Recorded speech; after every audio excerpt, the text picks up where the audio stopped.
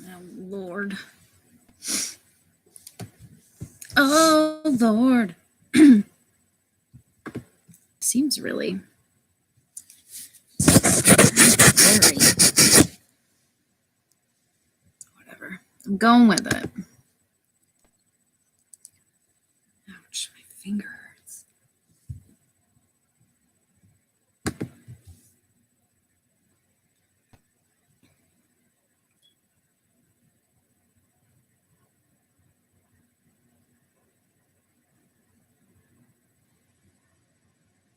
Ugh.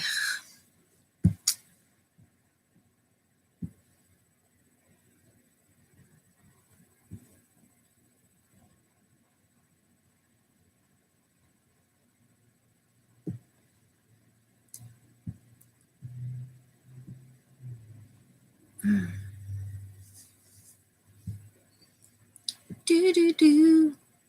Oh, I don't have my headset. That's what I'm missing. I knew I was missing something. Stare at my wall. Excuse me.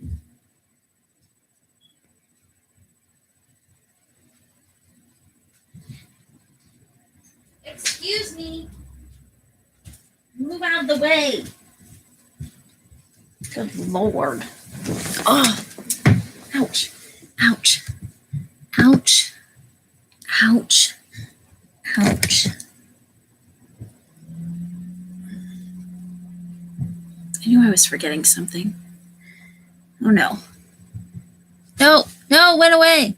Can you hear me? Oh my goodness. The cats are knocking everything down. They're monsters. That's my stuffed animal that I've had since I was a kid. Hi, Shannon. Hi. Oh my goodness. Why did I decide to do this on my bed? This is a bad idea. These are not real glasses. I'm trying these blue blocker glasses because I've been getting headaches like all the time. I think from like I was getting them a lot towards the end of the semester. So I bought some blue blockers. I don't know if they actually work.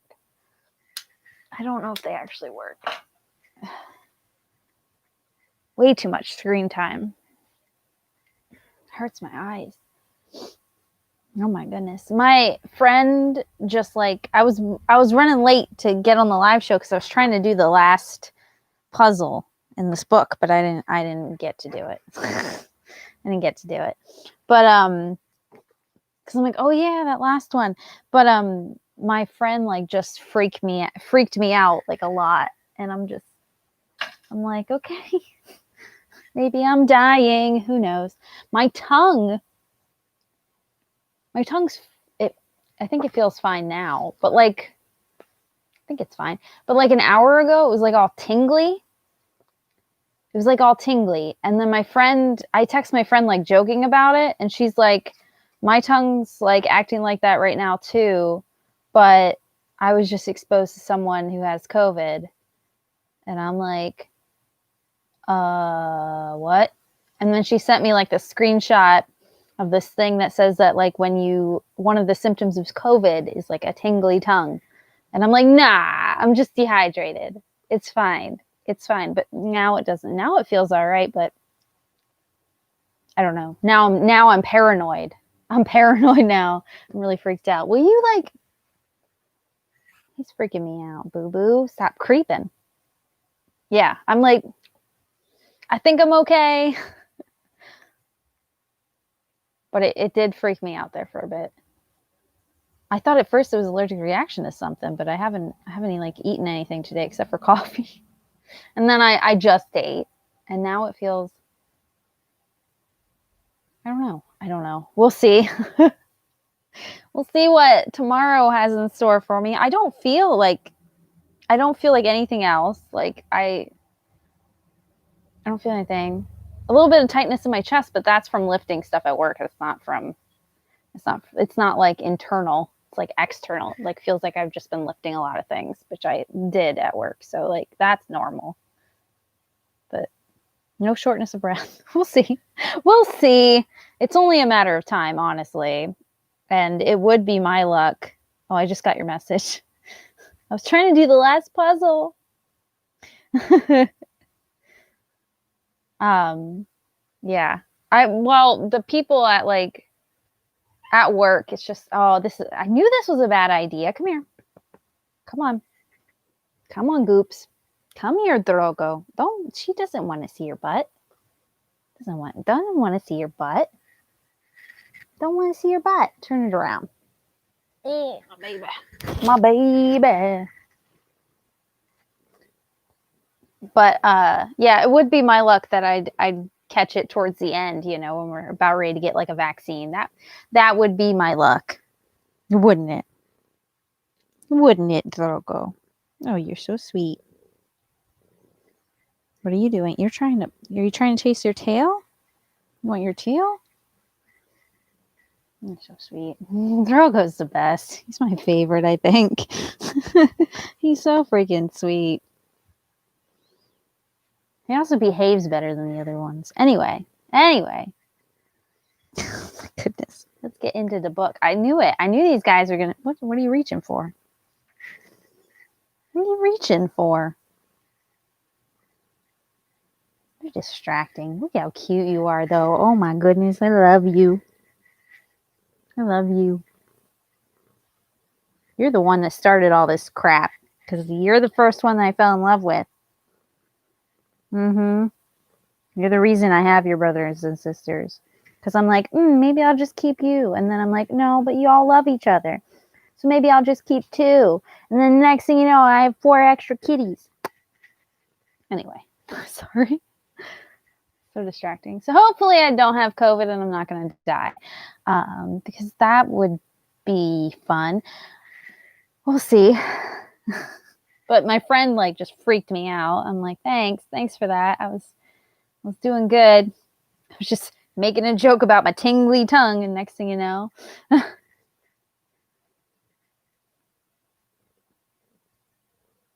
He is very relaxed. Look at him. He's just chilling. He's just chilling. Oh, that's wobbly. It feels so bright in here. It's not even that bright. It's really dark in here. Anyway, I wanted to do that last puzzle, but I couldn't do it. I'll have to do it later. Did you do the last puzzle in the book? I didn't do the puzzle. I listened to like a little bit of the audiobook just so I could hear some of like Neil Patrick Harris like read it, because he narrates the audiobook, and it was delightful. But I read the majority of it. I really like this book though. Oh my goodness. I think it's a 5-star read. I don't know. It gave me like, it gave me so much. Really? You want to say hi? What are you doing? Here. You want to say hi? Here.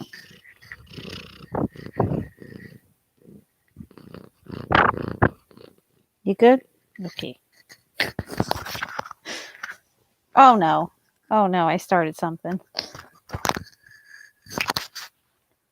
Don't chew on that, please. Don't chew on that. Here. Don't chew on my cord. Chew on this. Here. Play with my strings. There you go. No, I really enjoyed this. It was like it reminds me a bit of like Lemony Snicket. Like it's got some Lemony Snicket like elements. And it just, I don't know. It was just really like, I feel like if you read like the series of Unfortunate Events, you would also like really like this. And the illustrations are lovely. I like the tricks and stuff that they teach you. The little hidden codes make it like something extra. I really liked this. Like I think it was a perfect book. Do you like it?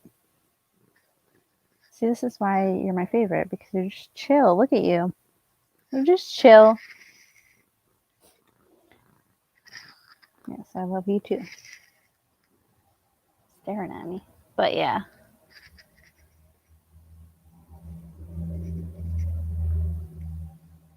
Yeah, see, I didn't notice the chapter cards at all, that they were a puzzle until that last chapter. I'm like, oh my God, are you serious?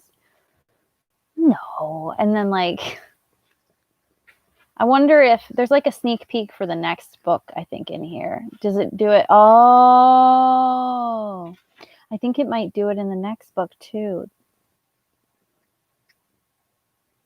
Maybe. I don't know. I like the cover for the next book. I don't think I have the next book. I have to order it. But I like the cover for it. Okay, and now I can't find it again. So frustrating. Yes. You see it? Do you like it? That's Neil Patrick Harris. That's not the right page. Do you like it? No. You want to go back to Neil Patrick Harris. I like the psychic at like the bottom. It's pretty cool. Pretty cool. What are you grabbing at me for? No, do not chew on the cord. I said play with the strings, not the mic. No, let go. Drogo. Here. Went ahead and bought the whole series. I know, I need to. I like, especially after reading the first one, I am ready to buy the rest of them because this was just delightful. The Band of Misfits, the adults behaving badly. Yep. Yep, all that.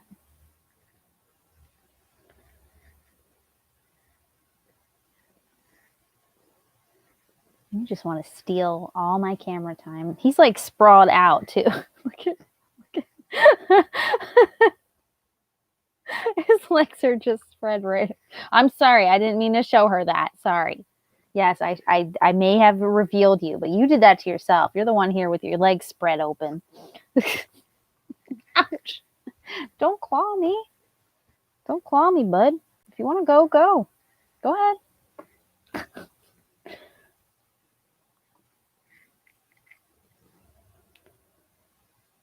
Yeah. Yeah, I really enjoyed it. So I'm definitely, I just bit my own tongue. My tongue that was all tingly. But I'm definitely going to pick up the rest of them. I really enjoyed it. Neil Patrick Harris, man, he's like a guy of all trades. Yes, you're very cute. I love you. What are you doing? Don't claw me, please. The holiday shipping, yeah. I have Amazon Prime, which I don't really care to use Amazon half the time anymore. But especially for books, I usually use bookshop.org or whatever. But yes, I'm burning your head. I'm burning your head. Boop, boop, boop.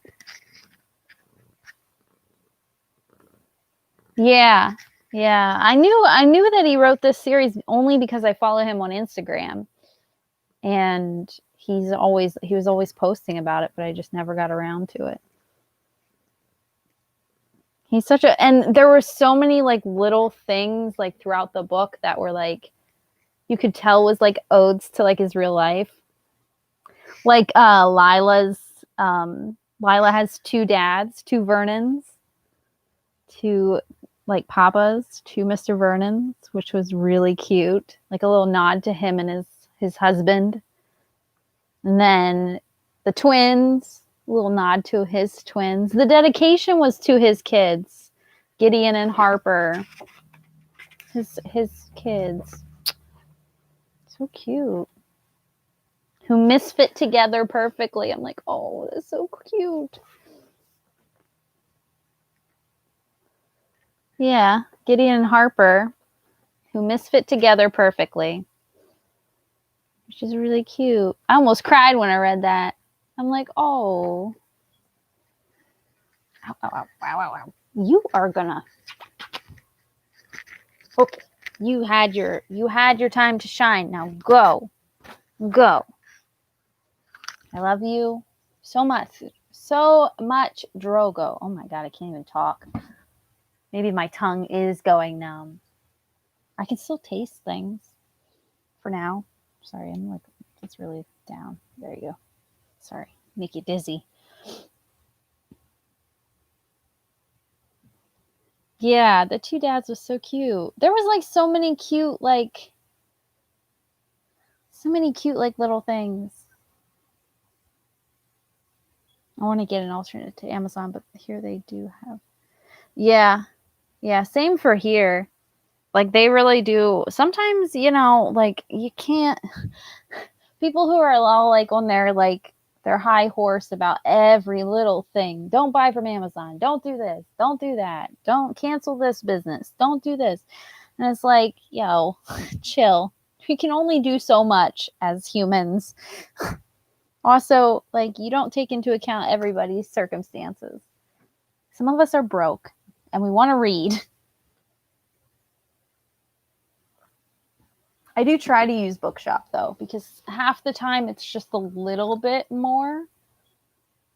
The shipping does take longer though. So if it's something that I need, like expect to read right away, then I'll order it from Amazon. But I order everything else from Amazon. I shouldn't say that, but I do. Because it's just convenient, unfortunately. I hate that I feed the Amazon monster, but I do. Anyway. I can't be perfect. Never claimed to be perfect.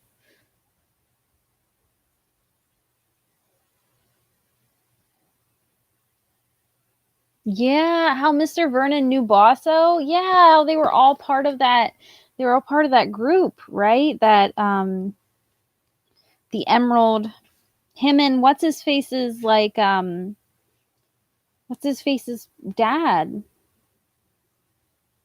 which is crazy. Yeah, that like photo of them like as kids. I'm assuming that's what this like photo is, right? Of them as like kids. That's so cute. I'm assuming that's Mr. Balzo. I almost said call him Balzo. Boss. Oh my God. Boss. Oh. Boss. Oh. I think is how you pronounce his name.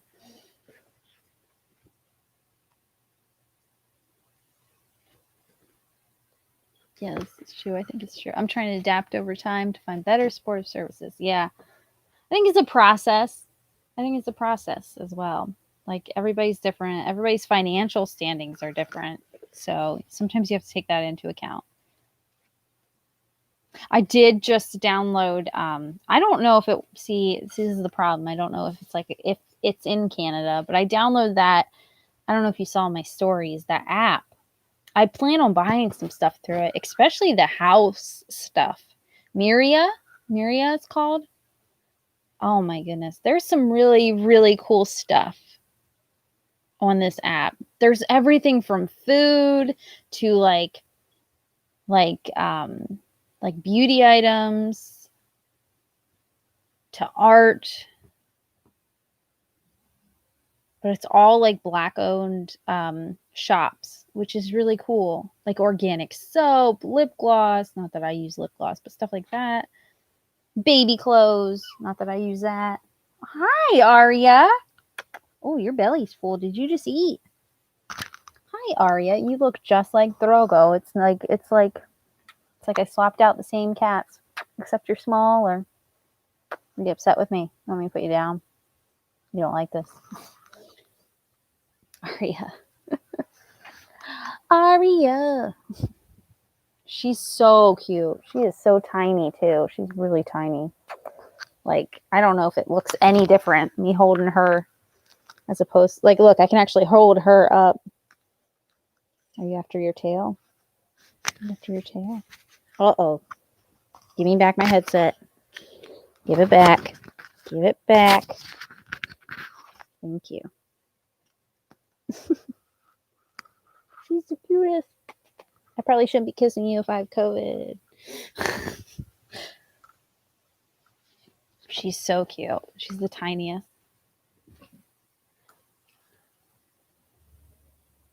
Yeah, the emerald ring. Sorry, I'm behind. The ventriloquist was how I knew. Because you didn't have that one. Yeah, no ventriloquist. I hope we get to meet the ventriloquist. I wonder if that. Oh Now I'm on to something. Now I'm making guesstimates. Uh-oh. Now I can't find that photo again.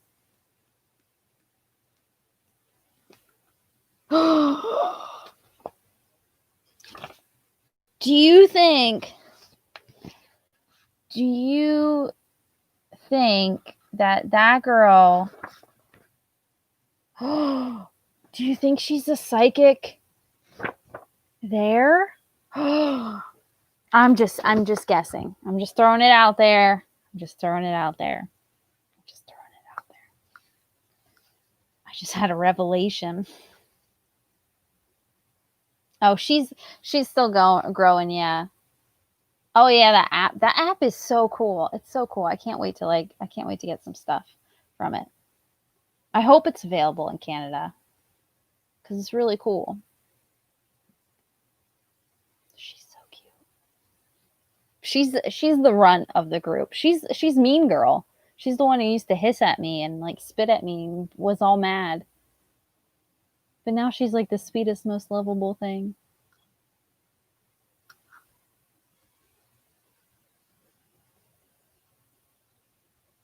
I did figure something out. That's what I thought. The crystal ball was what like sparked.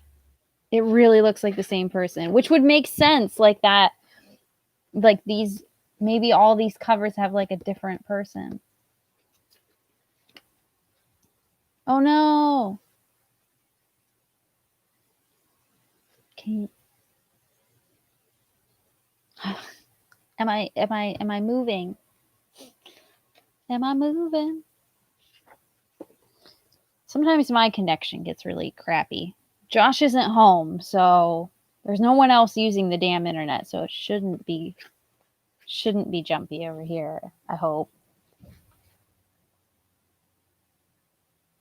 Aria, don't. She likes to lay under blankets. Okay. Speaking of blankets, here you go. Here you go. There you go. The girls like to lay under blankets. They're weirdos. Yeah, this app is just so cool.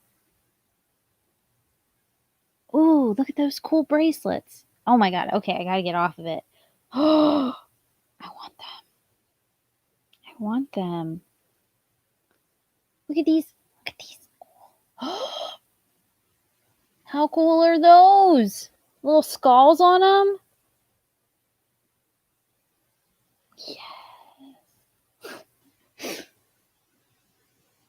What are they made out of? Doesn't matter. Go back. I'm just gonna screenshot that real quick before I forget about it. Right? Ouch. I broke my, I don't know if you can see, you can't see. I broke my nail down. Like it's broken like down here. Like it's starting to like split. So I can't rip it off because it will rip off like an actual piece of my nail. But I usually have like a Band-Aid on it, but I took the Band-Aid off and I keep getting it like stuck in my hair, stuck on my clothes. It hurts.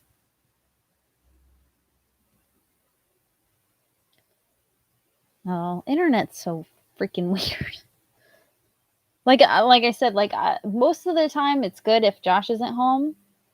Sometimes we can all I can be streaming something on my phone, I can be watching something on YouTube, I can be, not that you should do all of those things at once, but like he could be gaming and he usually has something playing on like his computer or playing on his phone, and it's like sometimes we can do all of it and it's fine. The internet runs smoothly. And then sometimes I'll be here alone, the only one using the internet. No one's here.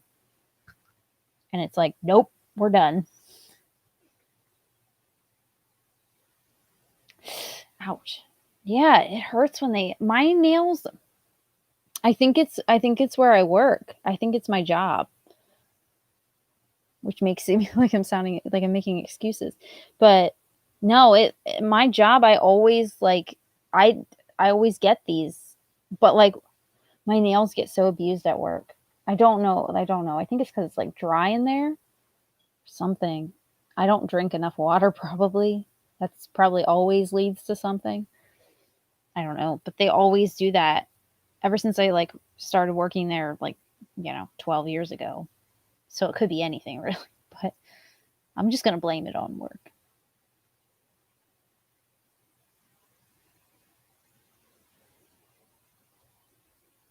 Yeah, water tends to help almost everything. I don't drink nearly enough water. Yeah, it happens a lot in winter too. Yes, that's a good connection. It happens a lot in winter too, yeah.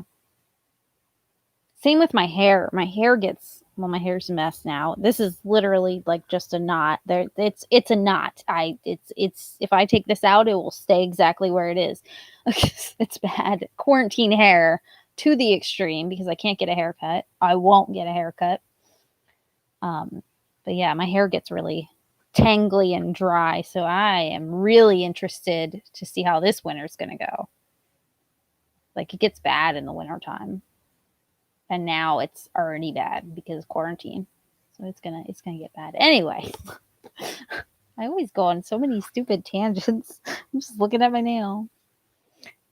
I punched a wall the other day.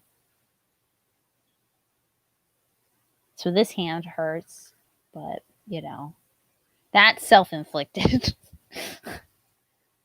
This was see, it's my middle finger too. I'm like flipping you off. Sorry. Why is it always my middle finger?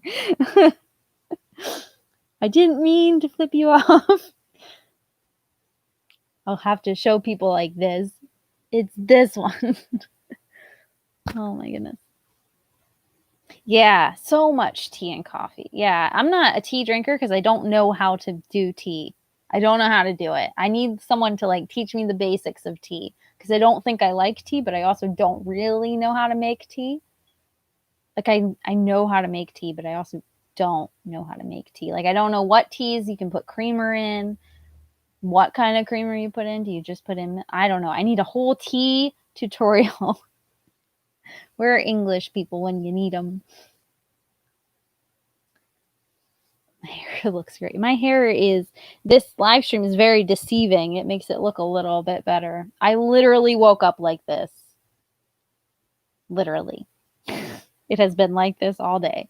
And yesterday. I didn't even touch it. Did nothing to it. Absolutely nothing. Oh, I punched a wall.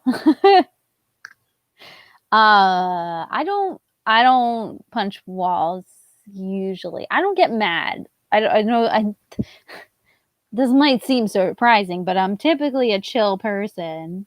I don't usually get angry to the point where I want to hit someone or something. That's just not my vibe. I just usually everything's pretty chill.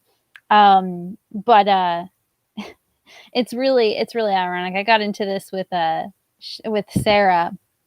I was talking to her about it on like Instagram. Customer pissed me off is the short story. And it was either punch the wall or punch your face. And I decided that I didn't want to go to jail for assault. So I punched a wall. And it's really funny because like my work just put up like this new flyer at work and it pisses me off so much. It makes me so mad. Again, I'm not usually an angry person. It's just my job that does it. There's a correlating factor here. It's my job. And yeah, it's friend just texted me. Yeah, they put up like a flyer at work that says December is employee appreciation month. And I'm just like, yeah, the worst month of the year is employee appreciation month. The first of the month I punched a wall because of a customer. How do you think employee appreciation month is going? Not too good. No. We have this program at my job where you can come in and if you find expired items, you get coupons. So we have these losers that will come in and spend hours of their day like looking for things. Hours. Like hours. Like I don't understand why these like Like there's so many things I want to say, like get a job. But that's chill. You want to waste your day there. That's fine. You do you, whatever. I don't care. But this lady was looking for like outdated items, and that's what happens. They come and they just go through everything and they're touching everything. And we stopped doing it. At least my store did, or at least I thought my store did, because of the pandemic. Because for obvious reasons, we don't want extra people coming in just to look for outdates. We don't want extra people touching everything in the store and spreading COVID around. And I told this lady that she had like a whole bunch of expired items when she came up to the front, and I said, I'll do it for you this time, but just so you know, we're trying to not do this right now because of COVID, trying to keep people safe. So I just wanted to give you a heads up. I'm completely polite to this dumb bitch, but and she goes, she's like, well, I called corporate and they said that you're doing it, so blah blah blah. So don't lie to me and blah blah blah. And I'm like, chill. I said that I would do it for you. Just calm down. And then I'm like, I'm just trying to keep my customers safe. Like, that's all I said to her. I'm like, I'm just trying to keep people safe. And she goes, don't lie to me. You don't care. And I'm like, excuse me. I'm like, okay, first off, I could fucking care less about printing someone coupons out of the register. It is no skin off my back if this company wants to give away money to these people.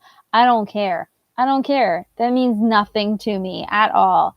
I do care about the fact that, COVID is all over the place. The numbers are rising exponentially in my country, and people are freaking dying and no one seems to care. I'm like, yeah, accusing me of not caring. That was what did it. That was what pissed me off. I was ready to climb across the counter and punch her in the face and smash her 70s permed head off of the counter. Like, I was just I was so mad. So mad. I don't like being accused of lying, but I also really don't like being accused. I don't like being accused of, I'm trying to pick the words. I don't like being accused of not caring about things when I actually do care, if that makes any sense. Because I typically, I'm like I said, I try to be pretty chill most of the time. And I don't care about too much. Like, if I'm being honest, yeah, I'm really mostly focused on myself a lot of the time because I'm busy wallowing and I'm depressed. But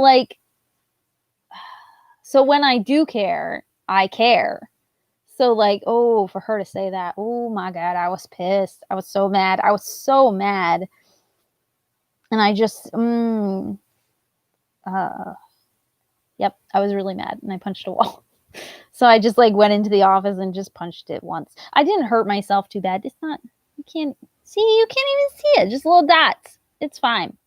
It's just a little stiff. I didn't break anything. I didn't break a wall. I didn't make a hole in the wall. I didn't draw blood, really. It's fine. Everything's fine. I'm okay. Just a little bit. Just a little tappy tap.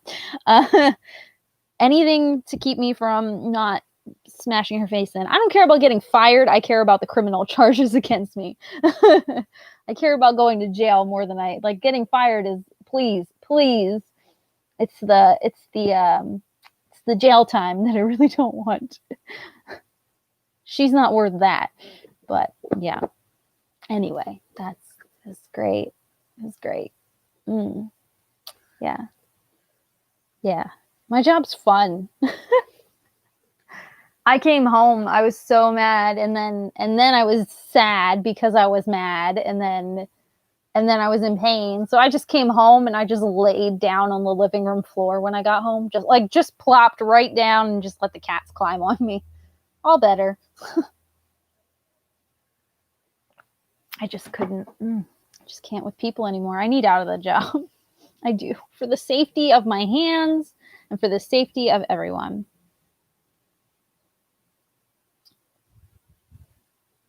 My boss is texting me.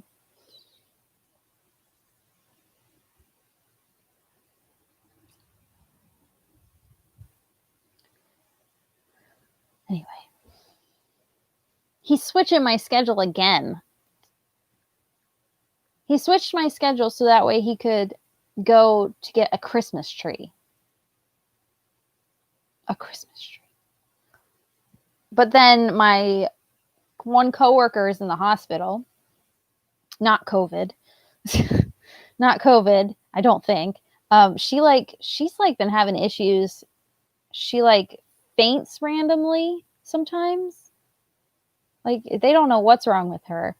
She's got something like wrong with her. So she like had to stay overnight so they could like watch her and see what was happening with her. My other coworker has epilepsy, which is fun. I'm punching walls. My boss wants to switch just so he can go get a Christmas tree.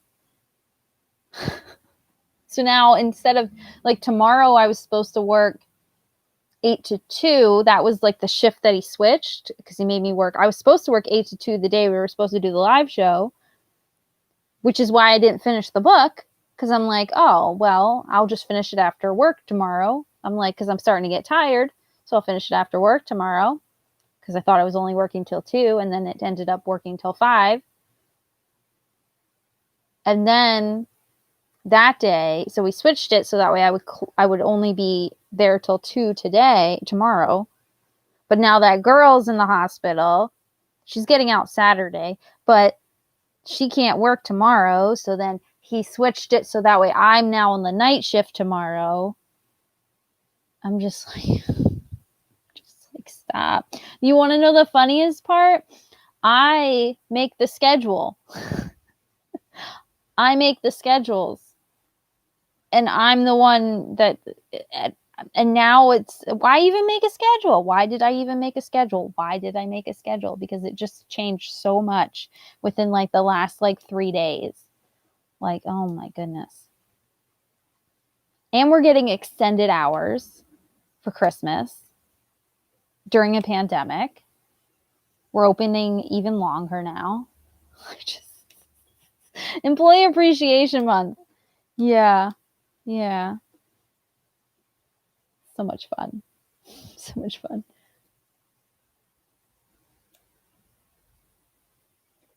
Right. Right. Why is my schedule being changed for a Christmas tree? Right? That's what I said. That is what I said. Make sure I didn't like accidentally hit call and he's hearing me bitch about him. That would be my luck. But yeah, right? Like for a Christmas tree. What? Just do it on your day off. Like, but okay. Whatever. I'm not even putting up the Christmas tree this year. I'm going full Grinch. I'm not doing it. I'm not doing it. I have 4 brand new cats in this house who are very adventurous, like to climb, very much bad. Yeah, I'm talking to you, Drogo. Don't even look at me. He's up there sleeping. He's sleeping. There's a bin right there that's full of Josh's socks, and he's sleeping on top of the socks. But yeah.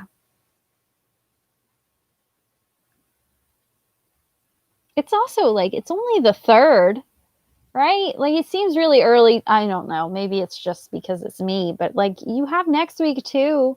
And the week after that to get a tree. Like there's so many trees. There's so many trees. There's so much time to get a tree. But whatever. I don't care. Now that I have COVID, maybe I won't. No, I shouldn't even joke. I'm not even putting it out in the universe. Stop. Oh my goodness. Not even.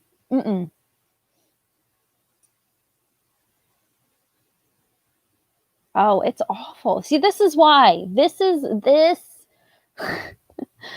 why I hate this time of year. First off, I get really depressed. And also I'm still grieving. And now we're rounding out to like the time that like, it's almost been a year since my friend died. And it doesn't feel like that at all. It's only been a couple months since Hannah died. Although it still hasn't hit me like very hard. I think it's the kittens. They definitely help like a lot. Every now and again, I get really sad or I'll like, every now and again I do stupid things where I'll say something like, "Oh, my 6 cats," or I'll say, "Oh, Hannah."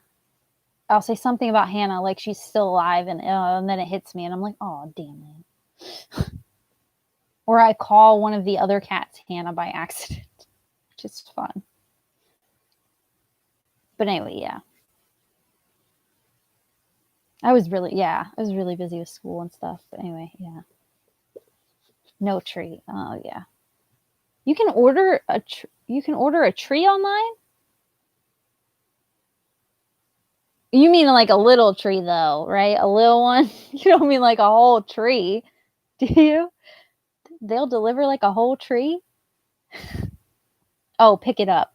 See, that's what I mean. I think that's why I'm thinking like little tree. I'm not thinking like a huge tree. I have a fake one. I think if I end up putting it up, which I highly doubt, like I'm pretty adamant on not putting it up this year.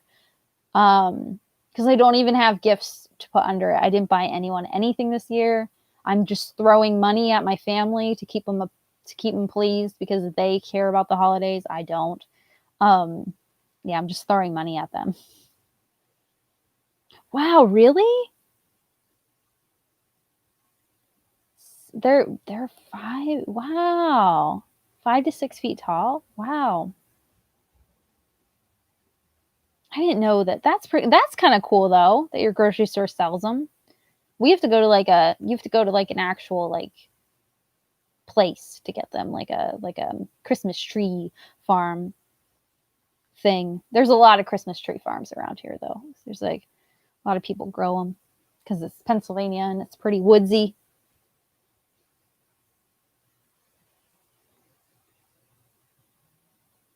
Yeah. Yeah, people, I stand by what I said though earlier. Like people are also like, we deserve this. We deserve Christmas. And it's like, no, I deserve not to do Christmas. Don't no, no, you're not using the pandemic to push me into this damn holiday that I already hate. Like it's even worse this year for me. You do you, but leave me alone. Jeez, like I can't. You think you can have one nice thing during the pandemic and it's being left alone with Christmas and they're still after me. That's so cool though. Yeah. Yeah, it's I don't know. It's a weird tradition anyway, like trees. I've never gotten a real tree. My parents have. They've gotten like my stepmom needs a real tree. She loves a real tree. She needs it. I don't I don't like real trees. They get the pine needles everywhere. You got to put them out. They just seem so wasteful. So I just don't bother. I just have the fake one. I slap up every year, except for this year.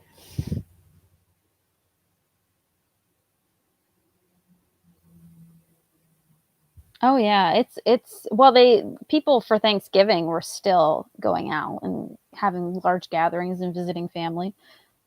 I watched so many TikToks with people where they're like, "I surprised my mom for Thanksgiving," and I'm like, and then they're like embracing it like the end of the video, and I'm like,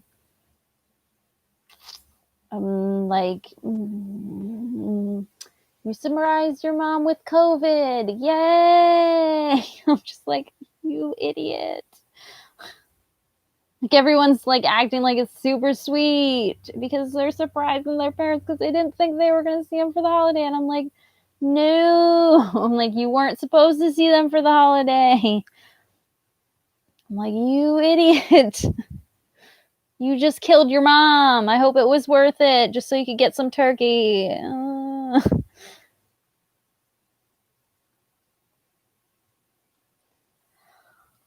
Yeah, they have that here. They have that here too, like a Christmas tree pickup thing. You put it on the curb and they come get it, but it just seems like all of like a more of a hassle than that needed. Yeah. It's really bad in the US. The numbers are really bad. Our our hospital is, I think it's just about at capacity. We have 2 hospitals nearby. not too far from each other. The one is, I think the one's at capacity now, or it's pretty damn close, like their ICU. I don't understand people. I don't understand. I would be the one that would end up getting COVID, though. That'd be my luck. Fucking, I take this shit seriously, and no one else does.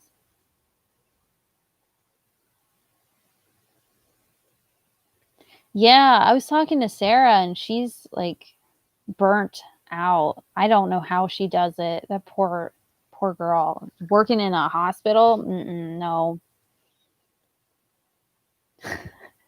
that's the way I cope, Shannon, with humor. If I don't laugh, I'll cry.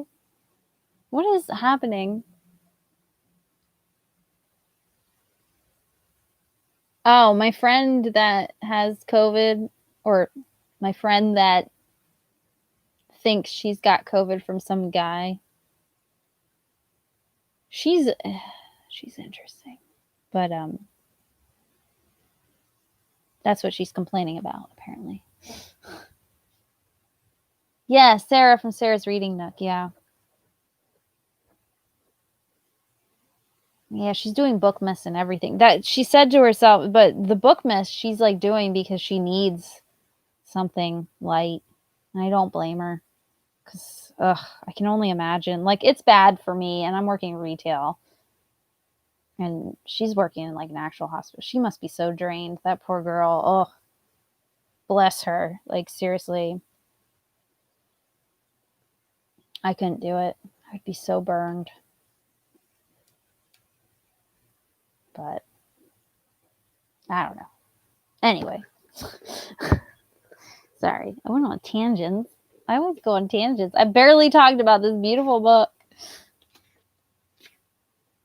Can we talk about the diversity in this book?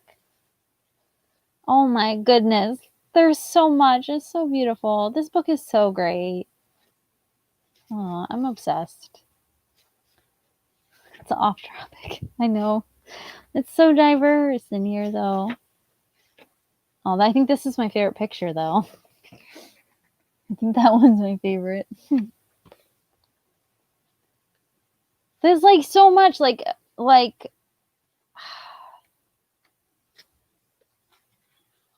the Misfits alone are so diverse. Like there's Theo, at least if he's portrayed how they show him here. But then there's also Ridley, who's in a wheelchair. Like, you know how rare it is to find books that have like people with disabilities in them. Like I've seen that before for like challenges on readathons where they're like, read a book with a disabled character, and it's so hard to find. So hard to find in books. Like I can tell you like a bunch of books that with people who are like have like a mental disorder, like depression or eating disorder or anxiety. Like I can tell you tons of books like that, but it's so rare to have a character in a wheelchair. Yeah. This is so great. And she's my favorite. Oh my God. I loved her so much. She's so feisty. She's like, oh my goodness. Her personality is just very much relatable. She like doesn't trust anyone. I'm like, hey, it's me.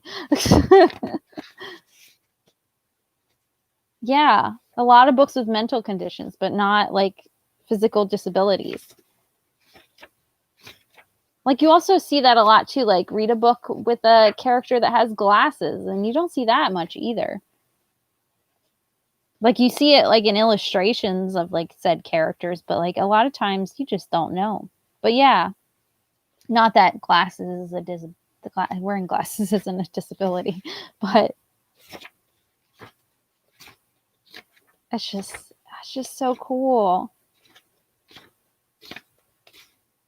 Because you just don't see it. I just love that picture of her. She's so feisty there.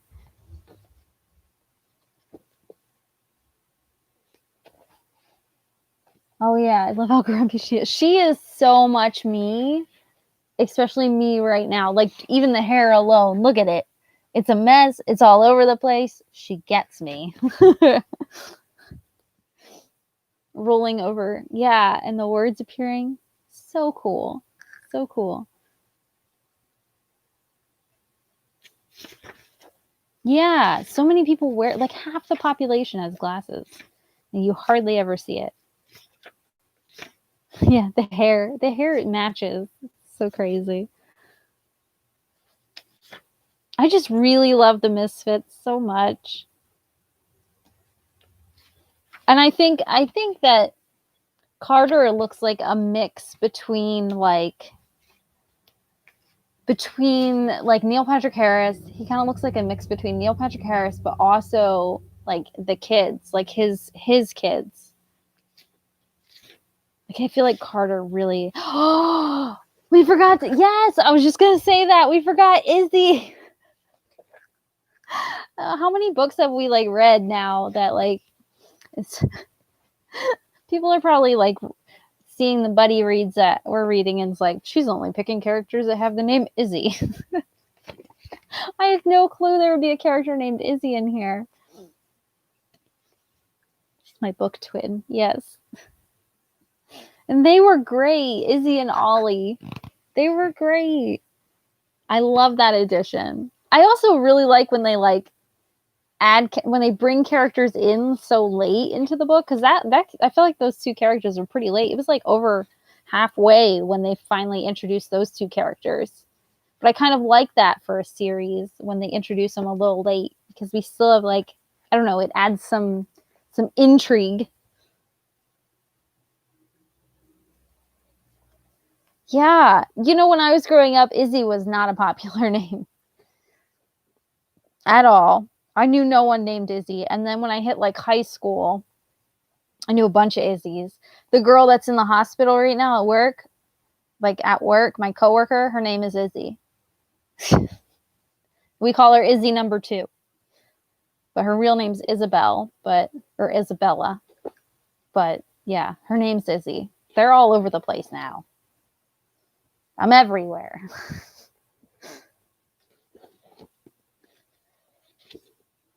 Yeah. It's like the 3rd this year, maybe 4th. Yeah, they're freaking everywhere. I see them all the time. It's like, oh, okay. Yeah, right. I always like see. I think that's like a really cool thing too. You don't know like how these new characters are gonna like mesh with the group.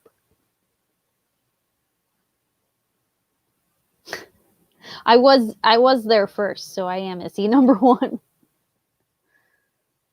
Yeah, it's just I'm like, but yeah, they call her Izzy number 2. I'm like, you guys can just call me Elizabeth if you want. And they're like, no, we're not doing that. I'm like, okay, that's okay. I don't really feel like an Elizabeth anyway. Josh calls me Elizabeth, and it's really weird. But it feels really weird when he calls me Izzy now because I've gotten so used to it. And everyone at school calls me Elizabeth because it's too much work, like, to correct people. It's too much work to be like, I want to be called this. It's too much work. I just don't care enough.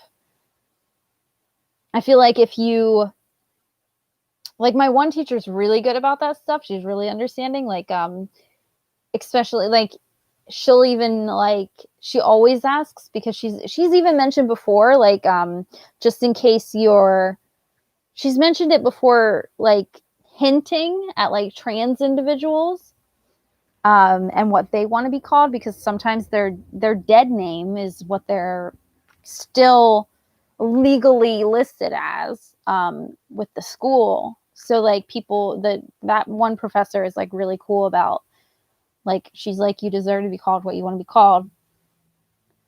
And so I'm sure she wouldn't care if I corrected her, but it's just too much work. It's too much work. I don't care.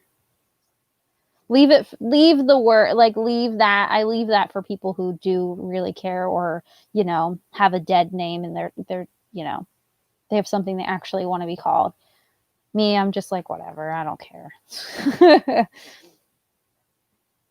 Typically, yeah. Typically. Yep. I think Josh is the only one close to me that calls me Elizabeth. I can't. Yeah. Yeah. Everyone at school calls me Elizabeth, and none of them are like, that sounds mean. None of them are my friends, but no, I'm not close with, I've never hung out with anyone from school ever. I don't think I ever will. There's like a huge generation gap there. The closest I've got to hanging out with someone at school was, um, I drove that one girl to go vote. I drove her like hours to go vote. The one girl in my class, because her parents wouldn't drive her to vote because they're assholes. Because they're Trump supporters and they didn't want her to vote for Biden. So they wouldn't bring her home to vote. So I drove her home to vote. But I didn't do it to hang out with her, and I didn't do it to be like, as a good deed. I did it because I'm petty bitch. Every vote counted because guess who won Pennsylvania? Anyway, sorry. I love the description of when Carter stayed at Theo's for the night. Yeah. Oh my goodness. Theo's house. I was just like blipped on it. Where is it? I'd like the. Oh, never mind. That's a photo of the hotel. That's a really pretty photo of the hotel. Wasn't there a photo of his house, of Theo's house, or what, am I just thinking? No, I guess there wasn't. I thought there was a photo.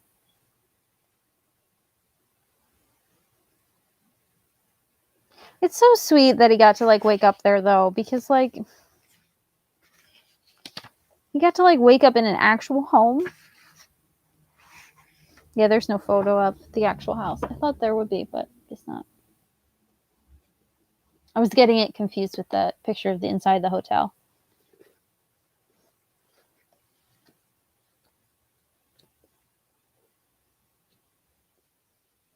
My teacher is really that professor that I have is really great. I don't think I have her next semester. I'm really bummed about it. I don't think I do. And I'm like super bummed about it. She's my favorite professor. She's so great. She's so understanding too. Like she knows I'm working like full time during a pandemic, and like my assignments, she let me like take my time turning it in. When Hannah died, I turned in a previous like an assignment that I've already written for a different class, which you're not really supposed to do. But I turned that in because I couldn't write anything. I just had nothing to give. And she was like super understanding and like said how sorry she was, you know, for my loss and all that. She's a really cool teacher. Like, and like a lot of the people in my class have told her that, like, thank you for being human and treating us like we're human, because, and she's like, well, why wouldn't I do that? And I'm like, most professors don't do that. Most professors don't do that at all. They don't care. They don't care about your personal life situations. I think there's one of him leaving afterwards. Love Theo in his text, 156. Oh, yeah, that's them leaving. Yeah, that's them. I think that, yeah, that's them walking on the street. I love Theo's tux. He's so cute. He's such a cute character. Who did the illustrations for this book? I don't even know. Does it say?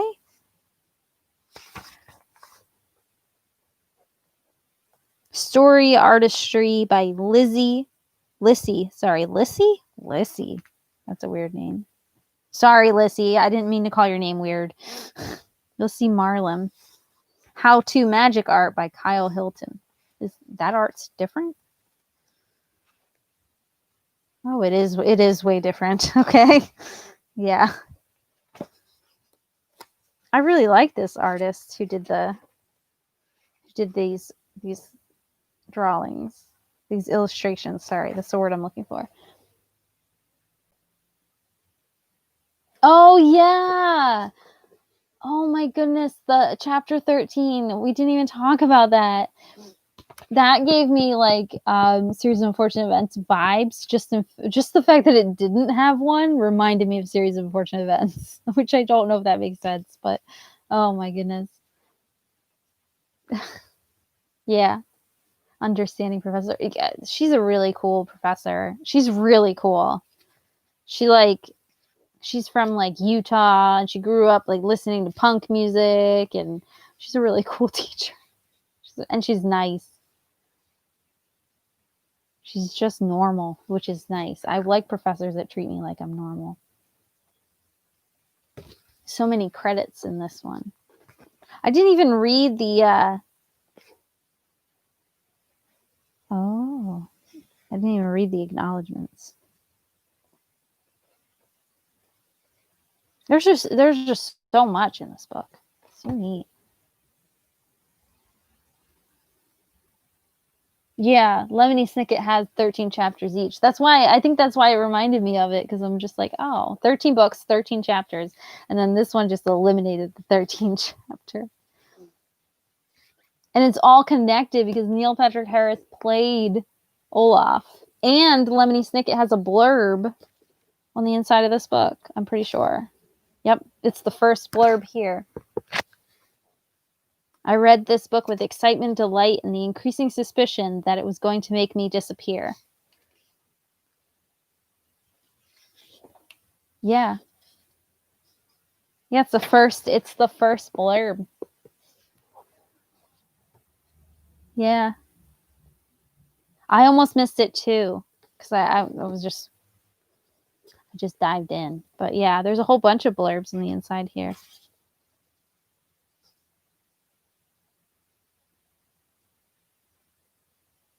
Oh, it's one person said, between the narrator and the diverse character cast, Harris has created a modern Lemony Snicket. No one character is the same, and the narrator himself is a character of his own. It's so cool. Oh, see, a bunch of people like mentioned Lemony Snicket. Here, Publishers Weekly says a good choice for fans of Lemony Snicket. And Pseudonymous Broche? Who is that? I've never read their books. With an emphasis on friendship and the individuality, and this fast-paced and clever series opener should have readers eager to check out future installments. There's a narrator character. Yeah, I think so. Yeah. If you like count like these ones, because the book opens with, "Hey there, do you believe in magic?" "Yes, I'm talking to you." "Well, do you? Do you believe in magic?" So I guess that's like a narrator character. I think that's what they're talking about. But I kind of saw that as like Neil Patrick Harris, but just like himself. But maybe that's what they're talking about. Oh, that's who those blurbs are by. I was wondering. Oh, what kids are saying. I missed that. I'm like, who the hell is Zeta and Megan and Caroline? Who are these people? That's really cool. That's really cool. This book's great. Yeah. Yeah. Because it is told in third person. Third person. Yeah. Yeah, most of it's third person, but then like the opening is like first person, and then I think the tricks. And then the tricks are like first person. And it's like, "Hello again, I didn't expect you back so soon." Someone is certainly a fast reader. Not a writer. Everyone's a writer. It's not hard. Anyone can do it. It just takes practice. I'm telling you though, like ever since I started taking my changed my major to creative writing, and now that's like all I do is like creative writing classes, it does change how you read. it's like half a good thing and then half a really bad thing. Cuz like half of you is like zeroes in on technique sometimes, like that you don't mean to, you just want to enjoy the book, and then you're like zero in on technique. A lot of times you find, like, if you find something wrong, like if I find something wrong now, I really find it wrong. And it sucks like a lot. Like one of my most disappointing reads of the year, what was the name of that? I can't even think of the name of the book right now. I'm looking at it. I'm not looking at it, but I'm looking at it in my mind. It's pink. Meet Cute Club. Meet Cute Club. Yeah, I think I would have enjoyed Meet Cute Club better if I wouldn't be taking all these creative writing classes. Because I noticed so many little tiny itty bitty plot hole things that like an editor should have catched. The pacing with that book was off, and I don't know. But I've heard people say similar things that aren't like consider themselves writers, so maybe it wasn't just me. But I feel like, I don't know, I feel like I notice it more now and it bothers me more. But I also think it's a good thing too, because like now, if I read a book that I don't particularly like if I don't like the story or if I don't like something, I can figure out, I can at least find some good in it, if that makes sense. Like yeah. I think in a way I'm less critical than I ever was as well. That doesn't make any sense. It doesn't make any sense. But like I can see the merit. I can see what they tried to do. I can see, I can appreciate effort more now, because it is difficult to write sometimes. But I don't know. I think my ratings are a lot higher now. My ratings were always like really high for books, but like I think like now they're like higher than ever. I don't know. The exploration of narrative styles, but I wasn't sure if it would make me enjoy books more or less. Yeah, I think it's just, I don't know. I think it's both. Oh, I think I have the first book in that series. The name of this book is Secret. I think I have that, or I did have it on my middle grade shelf. I think I did. That sounds really familiar. I think I'm seeing like the cover in my head. Oh my gosh, stop messaging me. I'm busy. This book, oh, the name of this book is Secret.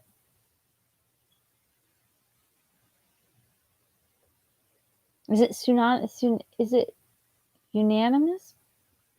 Bosch? But I don't know. I don't know what I'm trying to say. Yeah, I've seen that cover before. Yeah, definitely. Or at least I owned the second one, maybe. It looks really familiar. Synonymous. It's synonymous. Oh, now I can't say it. I give up.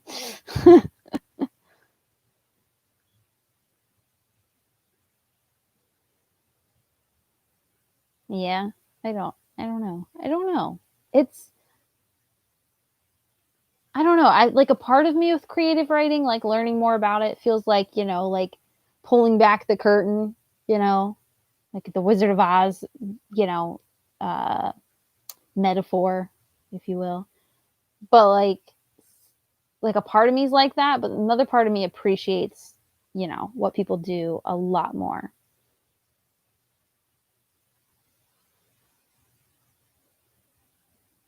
So pseudonymous. I can't say it. It's evil. What an evil name. Who did that? Pseudonymous. God damn it. What a terrible person. Who did that?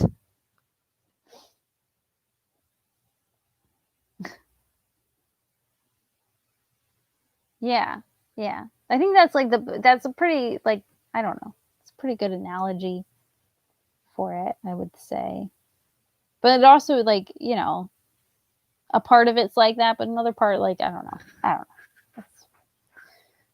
That's a deep topic. I also have learned that you will always, always, always doubt yourself as a writer. Like, I think I've watched like enough. Like I watched like as many y'all write panels as I could for their Y'all Fest this year. Because they did like a writing thing, which was a lot of like master classes and stuff. The one that I actually got the most out of was Nick Stone did one on dialogue that was really informative, but V.E. Schwab did one on it was called the Book Corpse or something like that, and it was extremely illuminating. It was really morbid metaphor, but it was really really good, like masterclass kind of thing. I don't know.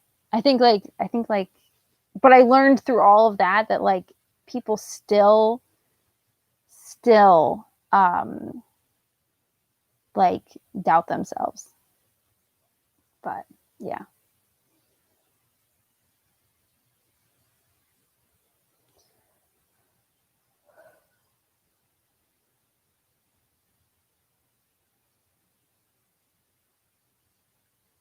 Get out of here. Yeah.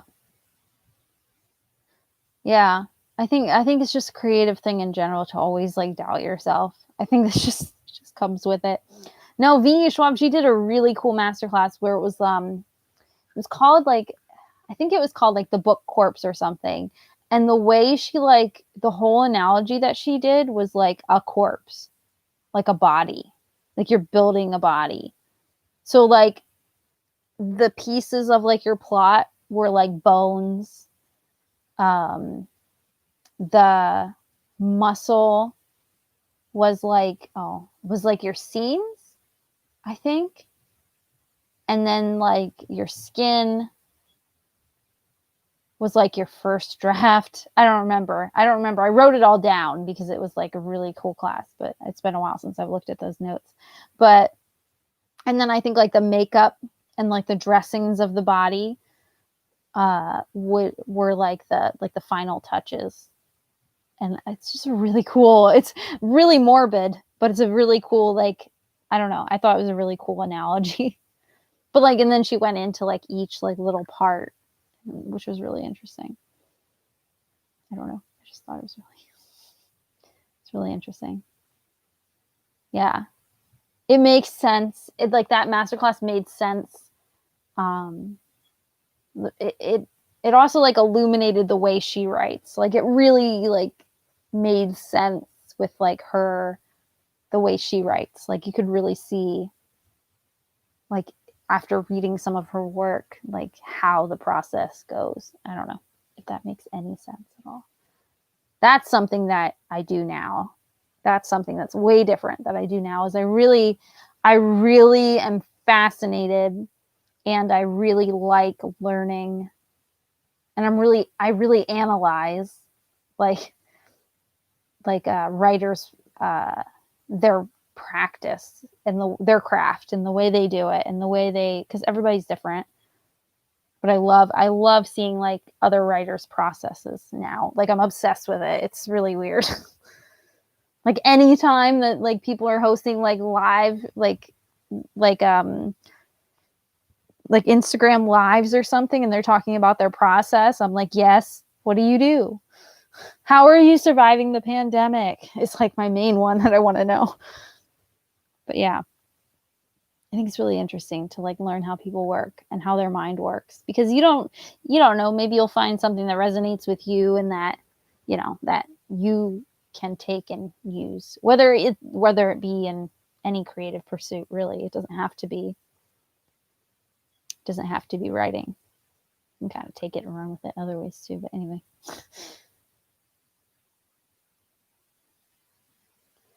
Yeah, I think this time period is like really it's been a blessing and a curse like all at once. It's been a much more of a curse for sure, but there are like small little tiny glints in the darkness, so to speak.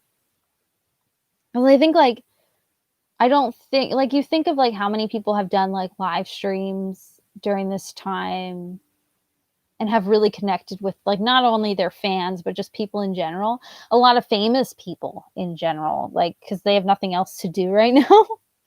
Like they're usually like so busy, and now they're like actually connecting with people, and I don't know, getting more grounded. Some of them aren't, but but I feel like there's a lot more like I don't know, famous people especially is where I'm seeing it, like a lot of people like connecting more. Yeah, doing live streams and posting music. Yeah. Like Oh Wonder, right when the lockdown happened, Oh Wonder, they did like a new, they started at the beginning of like their record. They have three albums. Three albums? Three albums. Yes. Um and they started with like their first album and played a song a day at like the same time every night. They would play a song a day off of the album in order, and then go to the next album, and then go to the newest album, and then some new stuff by the end of that. A song a day. They would come on and perform for people and just chat with people. Like at the beginning of the pandemic, they were doing that. They still go live every now and again and have new things, but yeah, a song a day. It was really nice. But they were supposed to be touring, which I was gonna go see them in April. I was really excited. I really wanted to see them, but the pandemic happened, so they couldn't travel at all because they're from London. Well, they couldn't travel anyway, even if they were from the U.S. But yeah, they did like a song a day and just connected. Same with Anti-Flag. Chris Two and Justin Sane. Chris Two especially was like doing like live shows like every like week, sometimes multiple days out of the week. He was doing like bass walkthroughs and stuff too, like playthroughs on his bass, and then he was doing guitar stuff too, but like it's just a little bit of both, and it's just nice. I know. It's got to be really, yeah. Yeah. Well, also, that's another reason why I hate when people are like, I didn't do anything in quarantine. Taylor Swift out here wrote a whole album. I'm like, lots of people have wrote albums in quarantine. Lots of people have done this. This is not new. You're just not following any of the other people who have done it. Like, they have nothing else to do right now. That is literally all that musicians are trying to do right now, is like make new stuff. It's really hard to create art like right now, though. Like, yes, the performing for other people and connecting with other people is hard, but for me it's hard to create. But I mean, I am also working full time, so that probably doesn't help. When I took a week off last, I took finals week of school off, and like I actually, I just bit my cheek. What is going on with my mouth? But I actually created stuff that week. Like I read for leisure. I started reading this, but I never even put this on my Goodreads. I need to remember to do that. I'm so bad with updating Goodreads this year, but yeah, I was actually creative for like once, which was weird. I think it's just work. I just need to get off work. And then I have my friend, like my one friend, just constantly rubbing in my face all the hobbies she's doing. And I'm like, you really aren't reading this room, honey. like, please, just, I don't want you to rub it in. Like, that's fine. That's fine. That you're creating. That's nice. Good for you. But please just keep it to yourself. I don't need to know that you wrote a book in quarantine. I don't need to know that you're learning how to play guitar. I don't care. Thanks for picking my hobbies, by the way. I'm so glad you're getting better at my hobbies. Just like, oh, stop. Read the room, girl. Read the room. Like, a part of me is like, yeah, go you. But the other part of me is like, I wish I could do. I'm like envious. So envious. But anyway, yeah. A lot of people have like a lot of time on their hands these days. Those people are very, very, very fortunate. They don't know how lucky they got it.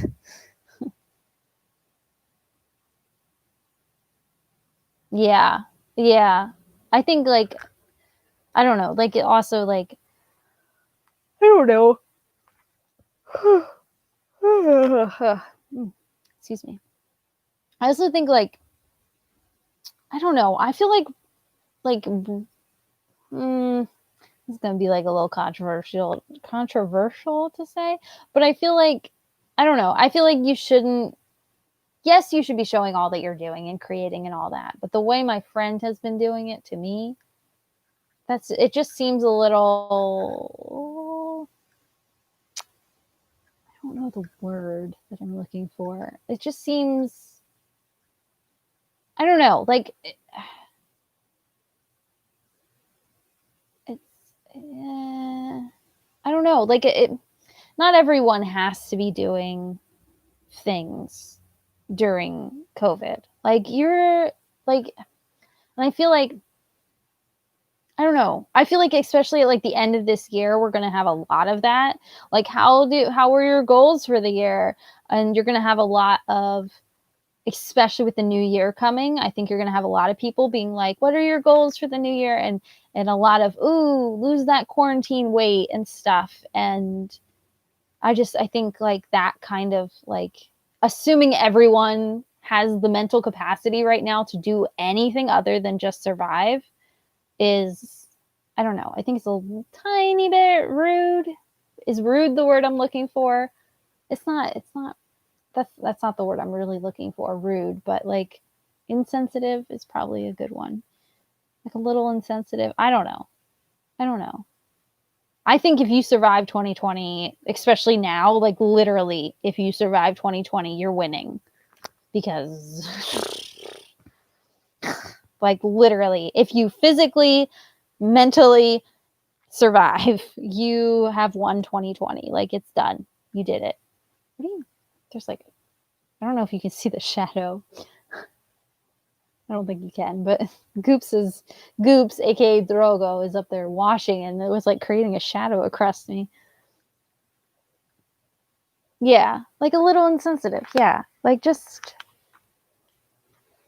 I don't know. I feel like some people just need to like rub in all of that what they're doing during this time, and I feel like it's different to be like, I don't know. Like I feel like Instagram is a good place to post those things, to show that what you're doing, um, what you're creating, what you're doing, what you're accomplishing, because people expect to see that on like Instagram. But I think like to constantly be messaging someone to be like, I did this today, and I did this today, and I did this today, and I did this today, especially when you know that that person is dead inside, like me, then I think, I don't know, I think that's a little insensitive. Like Instagram, go to Instagram. That's what it's there for.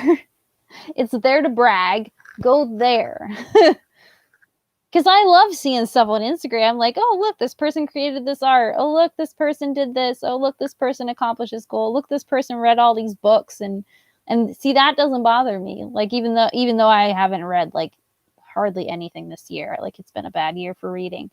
But like, because I think it's because I expect to see it. You don't need to be telling me specifically that you're doing my hobbies and succeeding at them. It hurts. It hurts. It no. Especially when I say, like I've said to her, I'm like, must be nice. Like I've literally said those words, and I've said like and she's said back to me, she's been like, well, you could do it too. And I'm like, no, I can't. Like physically, mentally, I have nothing. I have nothing to give to any creative pursuits. I'm finally getting back into reading for the rest of the year. I'm finally reading for leisure. You couldn't see the shadow. Oh, I'm sorry. He's back asleep now. It was like making the lighting like I'm like, what the hell? Am I like? I thought like the room was shaking or something. I was seeing things. Yeah, right. Like yeah, it's like busy work. Yeah, which is fine. I like seeing people create, but I think I don't know. I don't know. I think it's anyway. Yeah. Anyway, that's a whole tangent. That was a big one. That's what she said. Oh my goodness, there's something wrong with me. Too much in the office. Grinchathon. It yes. I have recorded the challenges. I just need to edit it. Maybe tonight I'll edit it. I don't work until night tomorrow. So yeah. What am I saying? I don't work till nighttime tomorrow, so I'll probably upload it. Yeah, I'll probably stay up late tonight to edit it, and then I'll probably upload it tomorrow morning.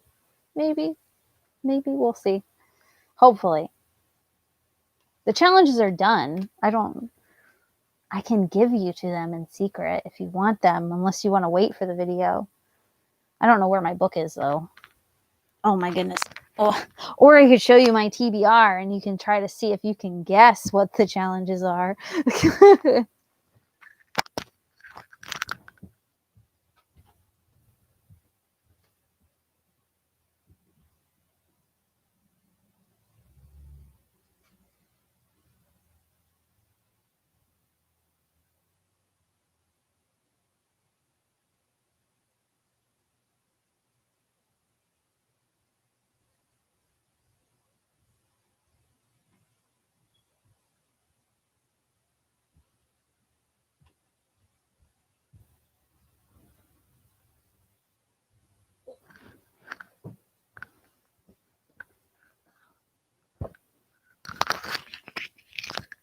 That wasn't subtle.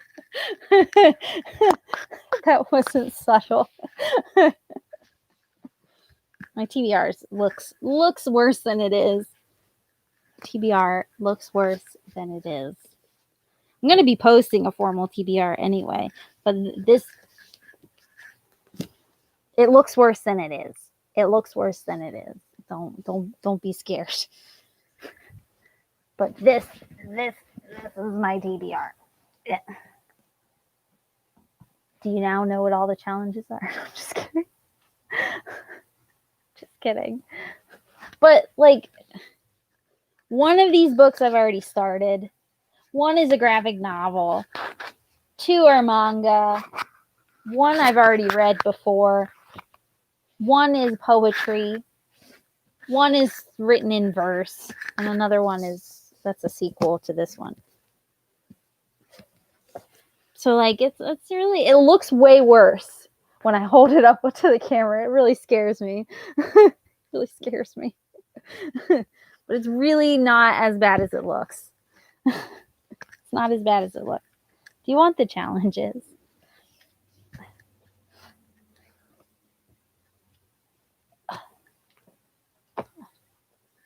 I'll show you the challenges with my TBR. A pink hardcover. That's the one that's told in verse. That's ouch. Ouch. Ouch. That's pink flamingo. It's pink flamingo. Or black flamingo. Sorry, not pink flamingo. I was thinking pink flamingo because it's got pink flamingo. Oh, that looks awful on screen. It's got pink flamingos on it. It's got pink flamingos on it. I've heard this book is really good. Anyway, here. The first challenge. So, is anyone watching? No one's going to watch this. Ow! It ripped out my ear. Ouch. It's fate. It's telling me not to show you. Oh, I bent it. Whoops. So 2020. And I'll go into the challenges more in my announcement video. But shh. Treat. Good.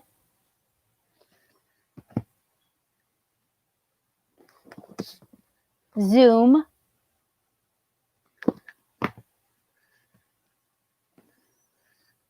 I have to like think now because I didn't write this one down. Favorite.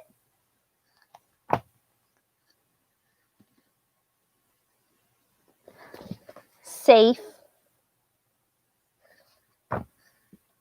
I don't remember what. Oh, these two went together. These two went together because the last challenge is green and black. And this book is green and black. So I could technically use the sequel for this, but I also really wanted to read this. So I picked both of them because this is Green Witch and Black Flamingo. And I mean, if all else fails and I can't get to this, I won't go to it. But because this does have green and black on it. But there you go. There you go. Only because you're my favorite. I know. I've been trying to get the challenges up. I had it recorded earlier, and then I'm me, so I'm like, I don't like it, and I deleted it. I'm like, I'll record it again. This book, well, see, I'm really actually nervous that I picked this book because this one is Green Angel. This was one of my favorite books growing up. I really like this book. It like really deals with grief really well. So I don't know how that's going to go with me. So I don't know why I picked it, but I did. And it's super short. But like, it also could cover, and if I don't get to those ones, it could also cover 2 challenges, obviously, because it has green in the title as well. But it's about like a girl whose like whole family dies in a disaster, like end of the world kind of disaster. It's out by Alice Hoffman. I've never read like anything else by her except for this book, and I'm obsessed with this, or I was. We'll see. Hopefully I still like it. That would be awful if I read this and I don't like it anymore. But like she starts like changing her like outward appearance to make herself look more, I don't know, scary, kind of. I don't know, to like cover up the fact that she's like broken underneath and really all sensitive. So like here's what she like looked like at like the beginning of the book. I don't know if you can see. Yeah. But this is what her like back. I don't know. She cut her hair all short. She's got like tattoos she inked in her skin. She's got like spikes in like her boots. She's got leather on. I don't know. Her name is Green. Left on her own when her family dies in a terrible disaster, 15-year-old Green is haunted by loss and by the past. Struggling to survive physically and emotionally in a place where nothing seems to grow and ashes are everywhere. Green retreats into the ruined realm of her garden, but in destroying her feelings, she also begins to destroy herself. Erasing the girl she'd once been, she inks darkness into her skin. It is only through a series of mysterious encounters that Green can relearn the lessons of love and begin to heal enough to tell her story. And I've never read the sequel. Like, didn't even know there was a sequel until like a couple years ago. And I'm like, oh, there's a sequel to one of my favorite books? What?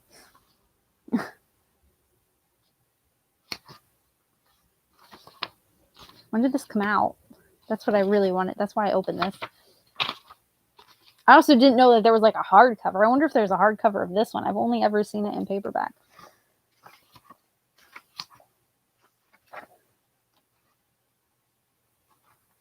But I couldn't. It's been years. I can't freaking find it. It's been years since I've read the first book, so I kind of wanted to read the second. Where the heck's the year? Yeah, this came out in 2010. 2010. This came out in 2003. So I bought it at a book fair. I remember a book fair back when those were a thing. But yeah, this book was really like a really good depiction of like grief. At least it was when I was growing up. I really like the page breaks are really pretty too. But yeah, 7 years apart. Isn't that nuts? That's why I didn't know that there was a. Oh, that almost fell. That's why I didn't know that there was a sequel. I think there might even be a third book. Oh, is this supposed to be stuck to this? I don't think this is meant to be stuck to this, but it is. Oh, it's pretty. Oh. Oh, it's pretty. Series. So unusual for a secret. I think there might be a third book too, but I'm not 100% sure. Green Witch series. Alice. Well, the first book's Green Angel, so I don't know what the series would even be called.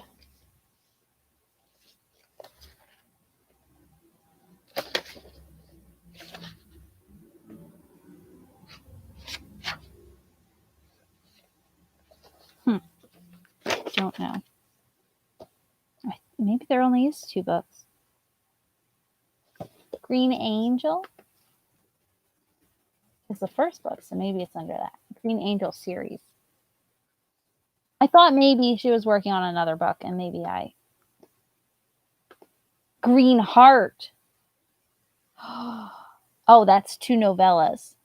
Oh, that's a combination of the books. Okay, so there's like a bind up of these 2 because they're technically novellas, I guess, because they're so short. So there, I have 2 novellas on my list. Oh, there's some great fan art. Oh, never mind. That's just someone else. A random art. That doesn't look like her. Doesn't look like that character. Anyway, I can't. I'm a mess.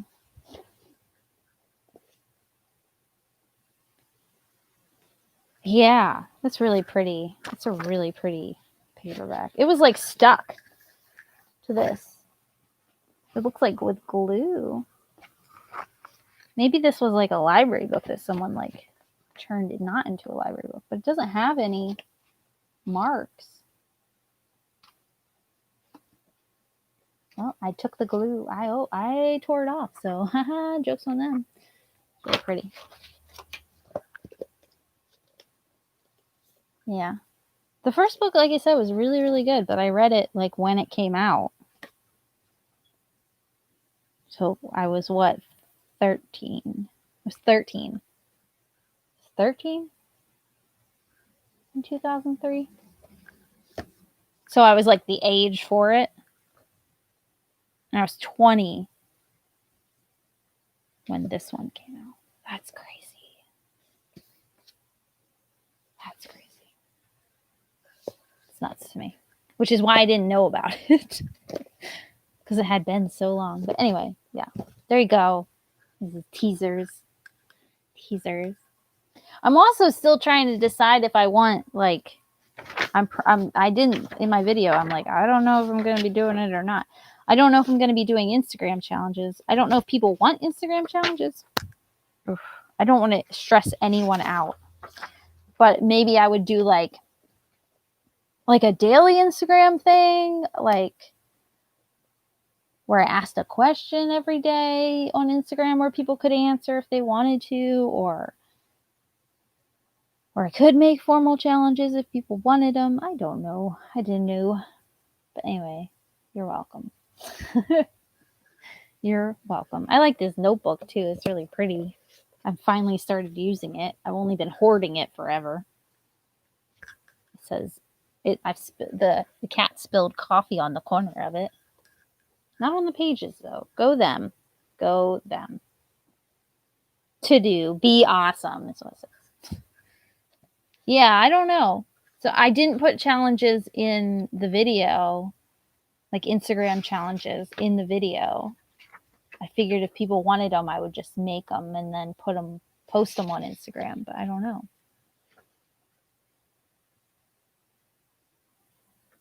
That's what I was thinking too. Oh no, it won't be pressure because I took the whole week of Grinchathon off of work. I took a vacation week on purpose because I'm like, screw that, I'm taking Grinchathon. But I do during my vacation week, I still open 3 days. I'm still working 3 days, but I'm working like 7 because our hours are extended. So we're opening an hour early. So I work like 3 days, 7 to 1. Those on like 3 days throughout the week. That's it. And the rest of that, I'm taking like 40 hours. I worked 15 hours during Grinchathon. And then I'm taking 40 hours vacation time. Yeah, I am working during a vacation. Yep. And my boss was giving me shit for it because he's like, "Do you hate me?" Because I made him work. He's working 6 days a week for the next like 3 weeks. And I'm like, if I hated you, I would have actually taken my actual vacation time instead of opening the store for 3 days. But it's only 15 hours. It's really not that bad. 7 to 1 I can do. It will feel like nothing. I hope. But it would be nice because maybe I can actually like make a sprint schedule, maybe. I don't know. But I think I'll actually be able to read during that week. Assuming I don't, get the C word and am bedridden. That would be my luck. I've been sick during Grinchathon before. That's not fun. Highly, highly do not recommend. Yes, it's the 13th through the 19th. Sorry. Yeah, 13th through the 19th. It also helps. That's why another reason why my TBR is so big. But like I said, like it looks a lot worse than it is. It was worse. Like I had other books like picked out, and I'm like, ooh, I want to really, because I haven't read like anything all year, and I'm like, I want to read everything. But Rupi Kaur's newest book just came out, her new poetry, and I'm so excited to read it. So excited. So it's like poetry. I got like some manga here. This I've already started, so like, and it's middle grade. Yeah, it just came out like last month, the end of last month or the beginning of this month. No, because this month just started. The end of last month, it just came out. Literally just came out. But I have a graphic novel. Oh.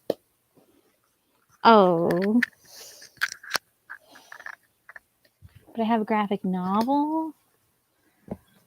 Middle grade. This is like YA before YA really became like a huge thing. I guess. This is told in verse, so like should be easy.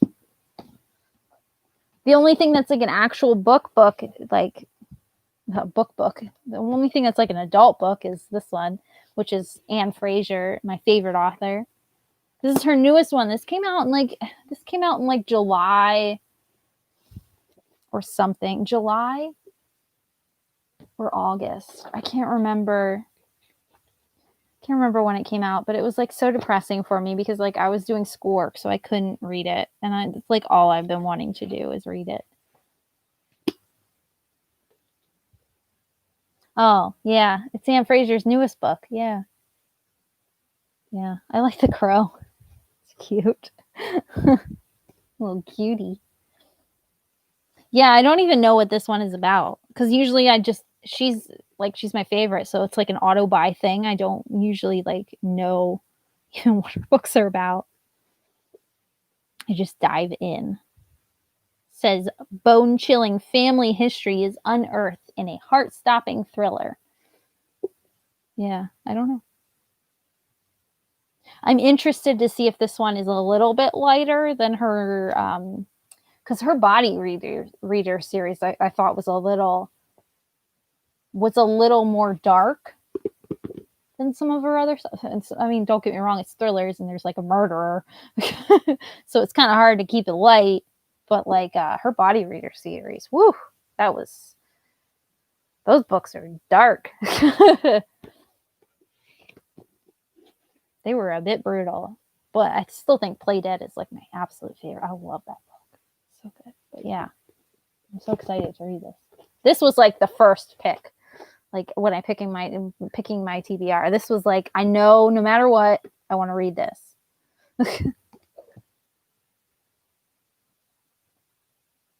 It's nice to have some authors that you just want to read. Yeah, everything. Yeah, she's an auto buy author instantly.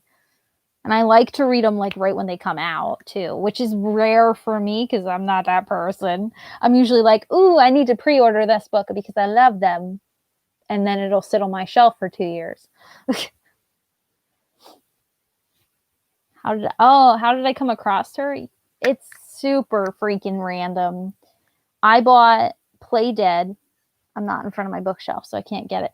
But like all of her books have been reissued because now she's working with Amazon. She's working with the Thomas and Mercer publisher through Amazon. So she's got like this new publisher. So the Play Dead, if you buy it off Amazon, is like a different cover and a different series. Because it used to be just they used to be like mass market paperback thrillers. And I have the mass market paperbacks of all of her books. Like I used to have to like tell the person at the store to pre-order the books for me because like they would never get them in. But I bought the first one randomly at like a yard sale or a book sale at a library. I didn't buy it new. I know I didn't buy it new. And I didn't borrow it. It was definitely bought used. And I still have that same one. That's like one of my most prized possessions. That sounds really stupid. A book, a beat up mass market paperback is my favorite thing on my shelf in my house. But I just read, that's it. It was just Play Dead. It was the first book of hers I read. Randomly picked it up and read it. Randomly. I don't know why. I don't even know why I found it interesting. I don't know. I just picked it up. I don't know. Maybe it was like a feeling. Maybe it was fate. It was just, something told me I want that book. Picked it up, read it, fell in love with that genre, like the thriller genre because of her. I don't know. Her books, it's just, because it's like so, I don't know.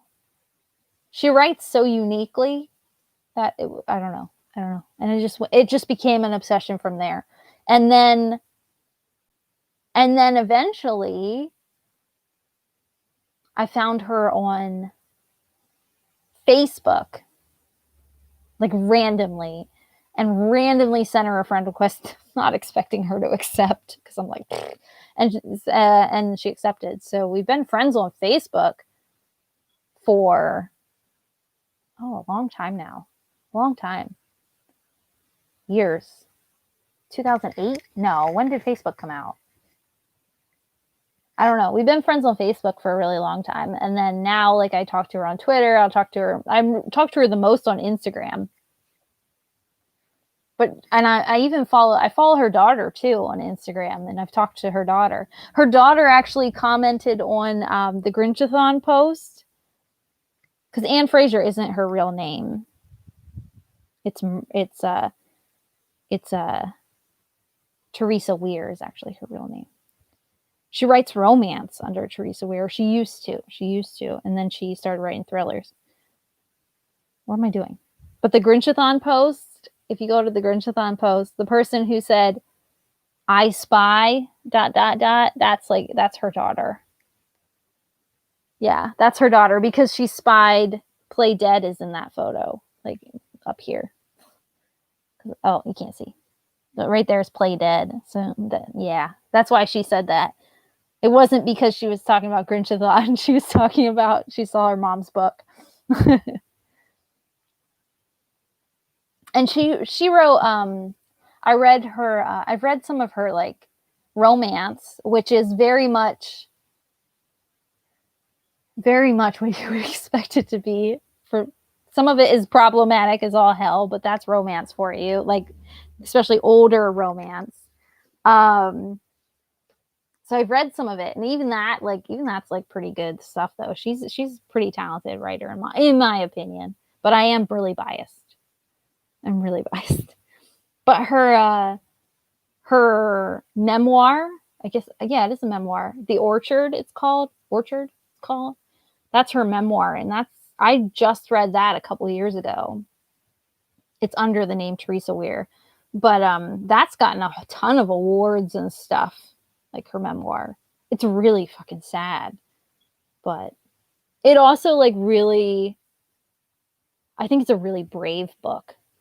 She's a really brave book. Like it made me like I really saw her in like a new light then than I ever did before, and especially like after following her for so long and talking to her, like just like conversing here and there. I don't know. It's just I really saw her in like a different light, and it's a really touching book because her husband died like they got married very young, and her husband died like when he's in like his late 20s, I think, like of cancer or something. Can't remember. I think cancer. Yeah, and um they like he had like they had an apple orchard, which is why it's called The Orchard. But yeah, I highly recommend the memoir. It's really good. Yeah. Yeah, it was young. His kids, their kids were really young.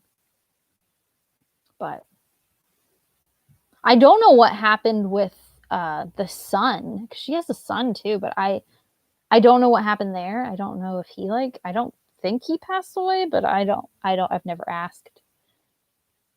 I don't know. And I never see him. I only ever see the daughter, so I don't know. Maybe they're estranged. Maybe he passed away. I don't know. I've never asked because I feel like it's too personal to ask. It's none of my business. But her daughter's really cool, and her daughter looks a lot like her. But yeah, daughter lives in California, right outside like Joshua Tree Park area in that region. She lives like in the desert. So I think that I think Anne Fraser like goes because Anne Fraser is technically from Minnesota, is where she's based out of, but I think she's been like staying or living in California right now. I don't think she's moved there like officially, unless she has a house in both places or if she's just staying with her daughter. I'm not sure. It doesn't say here anymore it doesn't say where she lives. They don't really put that often in books anymore, do they? I guess they probably do. But yeah. Yeah, The Orchard was an Oprah pick, which I rarely like Oprah pick books. I'm usually like, it's okay, right? It's one of Librarian's best books of 2011. Anyway, yeah. Yeah, usually I don't like Oprah picks. I don't not even just Oprah picks. Usually I don't like celebrity book club picks. I'm usually not a fan. I'm just I don't know. I don't know what it is. I don't know. It just I don't know. Usually they're books and I'm like, nah, that doesn't sound interesting.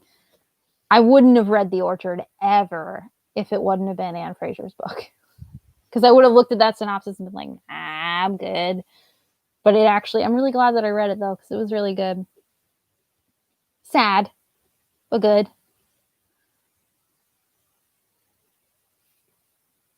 It also like really showed me why she writes such tough female characters after everything that she's been through. It really shows. Again, it goes right back to that whole like checking out authors' processes and the way authors write. It goes right back to that. Like now, like I get her process a lot more by learning more about her and the way that like stuff that she's been through. Because we are what we write, kind of thing. Yeah, literary fiction. Yeah, exactly. Yeah, I'm not. Literary fiction and also like a lot of historical fiction. And I'm very I don't really like historical fiction that much. I said that before and I just found out that Gilded Wolves is kind of historical fiction mixed with fantasy, but I think it's mixed with fantasy, so I think that's why I like it because it's got fantasy elements. But someone told me that Gilded Wolves was historical fiction. I'm like, what? Like, what? It's got magic in it. No. And sometimes, every now and again, I like a good like a World War II historical fiction. Sometimes. There's like a The House with 1,000, is it 1,000 Eyes, that I read. I received an ARC of it. It's one of the few books that I've received an ARC of, and I requested it because I really, really wanted to read it. And then I bought the physical copy anyway. But that book is set in like 1981 or something. Maybe 1980 something. It's set during when the Berlin Wall was up, and it's set in East Germany or West Germany. I think it's set in West Germany. No, it's set in East Germany. It's set under the side that was more of like communist regime than free. I can't. It's East. Set in the East. I don't know. It was really good. It was really good. But it was also really dark. But I felt like it was a very accurate, like, I really see the research that the author did on like Berlin at that time, like Germany at that time. I think it was a very, very good historical fiction. Yeah. Yes, that's the one by Michelle Barker. Yes. East Germany. Yes. Yes. There's some triggering stuff in that book for people who like sexual assault stuff. But it was really, really good book. Like, very transporting is probably the best way to put it.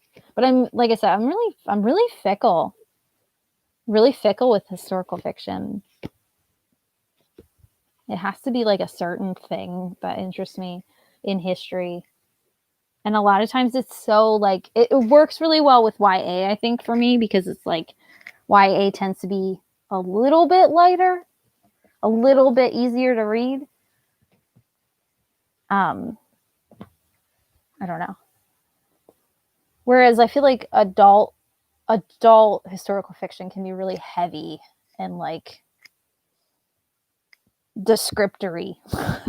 That's not a word, but whatever.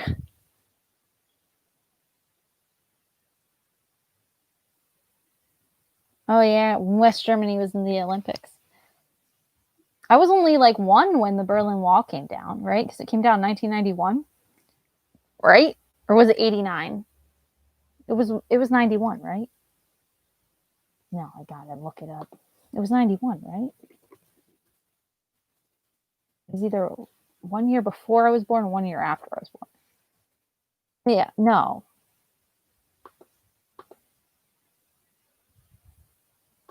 No. I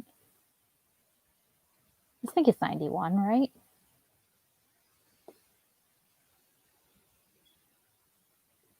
Demolition of the wall actually began on June 13th, 3 days after I was born.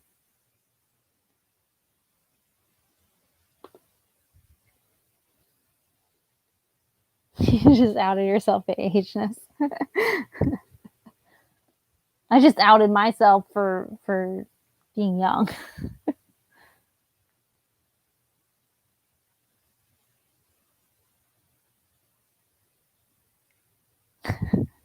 Yeah, it can be like not as heavy or as long. Yeah, exactly. I think it's a little bit, I don't know. It's easier for me to read.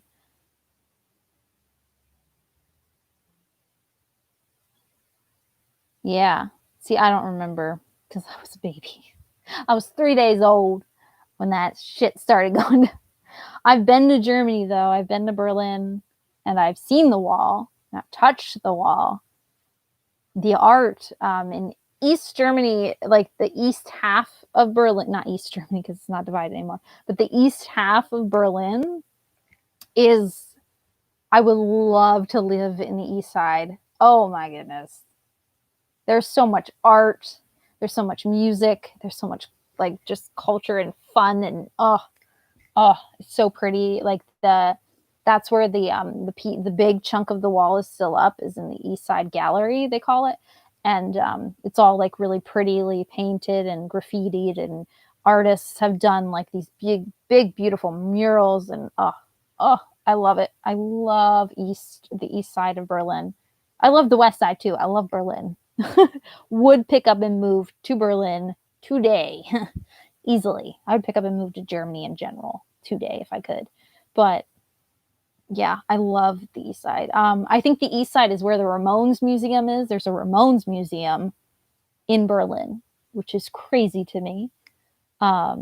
Because what's his face like spent some his family was Dee Dee's family was from Berlin, was from Germany, or hung out or were in Germany at a period of time.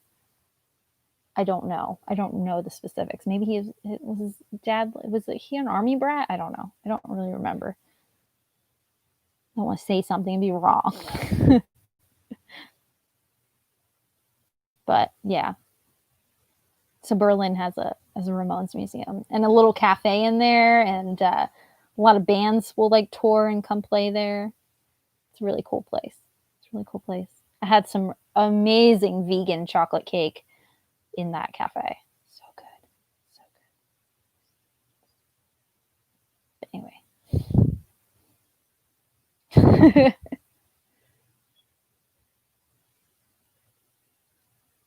Yeah, Ramones Museum. Yep. You can probably like look it up too, like online. I think they have a website.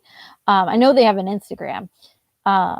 But yeah, it's really cool. Anti-Flag played there. Usually visits there when they're around. They like to do acoustic shows there.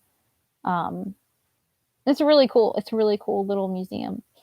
It was like one of like my most anticipated things to see in Berlin. And poor Josh. Josh knows nothing about the Ramones at all. Nothing really about punk. Not really a huge music person, I would say. Um, we went to the museum, and it's really small, but it's like there's a lot in there, but it's pretty small. And he's just one. He doesn't even know what he's looking at. No, he doesn't like punk music. He doesn't like. I don't. He doesn't really like the Ramones. I don't think. I think he thinks their music's okay, but like he doesn't really like them. But I don't think I don't really think Josh is the type of person who likes music. Like he likes music, but there are two different types of people in the world when it comes to music. I always say there's people that feel music and there's people that just hear music. There's people that listen to music, and then there's people that hear music. And I think Josh hears music. But then there's people that listen and feel music. But I now really, my heater just started. I now really believe that after I read I did I found out that there's 2/3, no, 1/3 of the population does not feel music, which is weird to me. So weird. Like when they, 2/3 of the population, when they hear music, they feel it. They feel some kind of like visceral reaction to music. Like they feel it, or it will have an emotional response, or yeah. But 1%, not 1%, 1/3 of the population doesn't. They don't feel anything. They just hear it. And they might like music, but they don't feel anything from it. Like they don't feel it. And after reading, I went on like this deep dive on the internet. It's really interesting. It's called something. I don't know what it's called when you feel music. I don't know if I saved the article or not. There's an actual like term for it. No, not synesthesia. That's not it. That's when you see colors.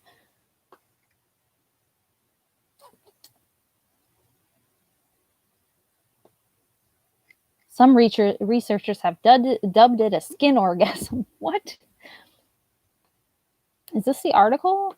One of the main articles I read? I read like a couple articles about it. It's called Frisson. Spelled like Frisian, it kind of looks like with S's. But it's a French term meaning aesthetic chills. Frisson is how you say it. Yes, frisson is how you're supposed to say it. At least that's what that said. But yeah. A third of the population don't have that. Like I went on like I was supposed to be working on a project, I think, or writing a paper. I don't remember what I was supposed to be doing, but I ended up like finding that out like this past like semester. Last semester, not this semester, the semester before that. Because I was writing a paper, I think, for my rock history class that I took, which was a really interesting class. But I was writing a paper for it, and I was listening to the Westworld soundtrack like I do when I'm trying to write papers, because it's like, it gets me through every paper. And I was like wondering why all of a sudden, why there's one specific song on the newest soundtrack that I feel so much like I feel a lot from like that whole soundtrack, but that one song I like feel so much from, and I'm like, why am I like this? And then I ended up on a deep dive, not doing my paper. I did eventually turn it in on time, but still I ended up in this deep hole about Frisson or whatever, and now I know that, and it made me feel so much better, because I thought I was weird, because Josh makes me feel weird for it sometimes. Because he'll like catch me, because I think he's one of the 1/3, which is weird, but like I think he is. Like sometimes I'll like listen to that song downstairs, like on the Echo, the Alexa thingy, the Dot, whatever it is, the Alexa thingy. I'll listen to it on there, and I'll be like sitting on the couch, and then next thing you know, I'm like doing like weird things of like, I'll be going like this, like with my arm, and like moving around and just like really feeling it and vibing with it. And Josh is like, what are you doing? I'm like, I don't know. But I also think a lot of us, I also like went on like a deep dive about it. Like a lot of us repress the need to move too, like the actual physical need to move. Like there's an emotional reaction, but then sometimes, you know, there's also a physical reaction to music. But so many of us repress that because it's not socially appropriate. But which is just was a whole nother deep dive. But yeah. I can't believe that 1/3 of the population doesn't have that. But it makes me feel better and less weird that I looked that up. And now you know. You're welcome. Your fact of the day. This is what happens when you're friends with a Gemini. She goes on deep dives of stupid things that she does not need to know, but she's glad that she learned.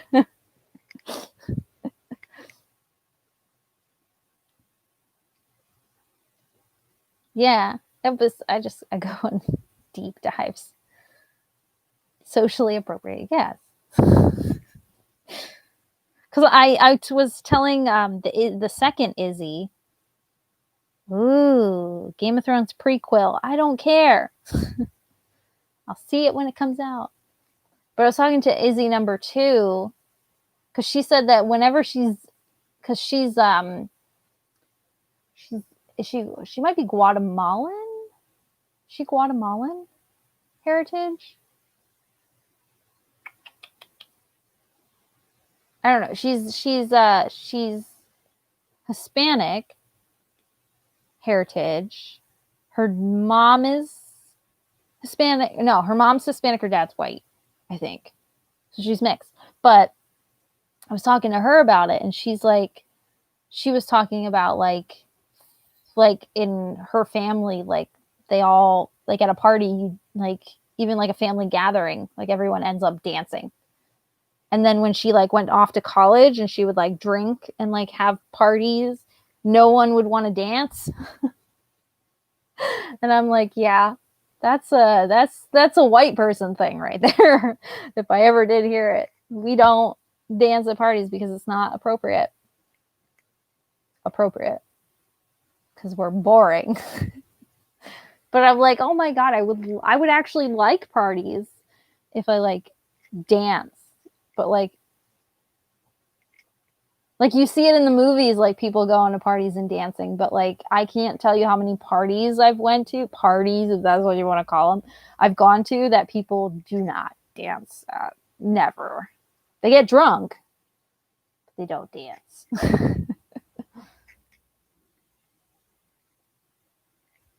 Yeah.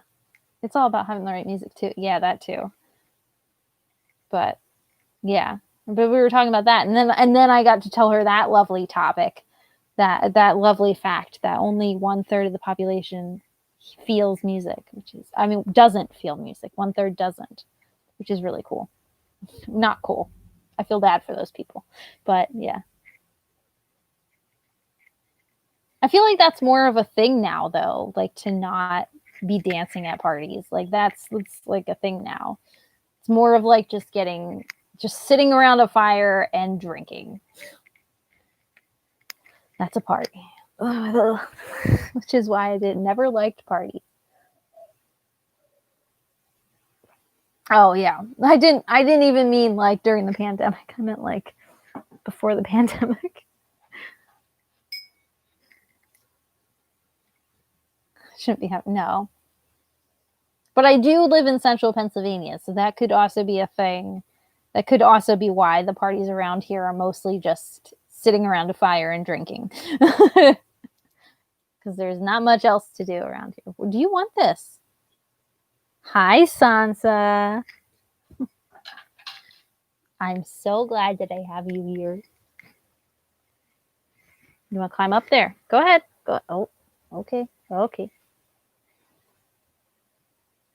Are you comfortable? Okay.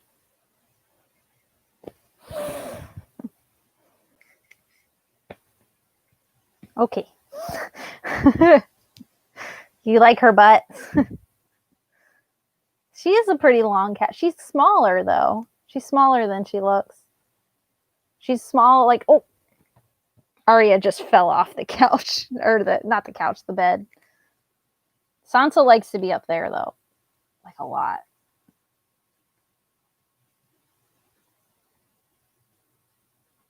She loves this. She's just sitting on my neck. It's a little scarf. Nope, she didn't like that. Okay, Sansa. Thank you. I can wear her around my neck like a scarf. Like I'll put her like around my neck. Where's she going? Okay, have fun. But she likes to be on my shoulders like a lot. Like when I come home from work, she wants to be just around my shoulders. I've made like dinner with her around my shoulders. I don't know if that's sanitary, probably not. But that's where she likes to be. I've done dishes with her around my neck. Made coffee with her around my neck. She's so cute. Look at you. You're the cutest one. You're the baddest one. But look at you. Oh, she's so much lighter than the other ones. She's like an entirely different like coat. Like the coat color is so much lighter. She's more brown. She loves it. She's so sweet. They're all so sweet. Don't walk across the laptop. I know you're thinking about it. Don't do it. Don't do it. Walk around it.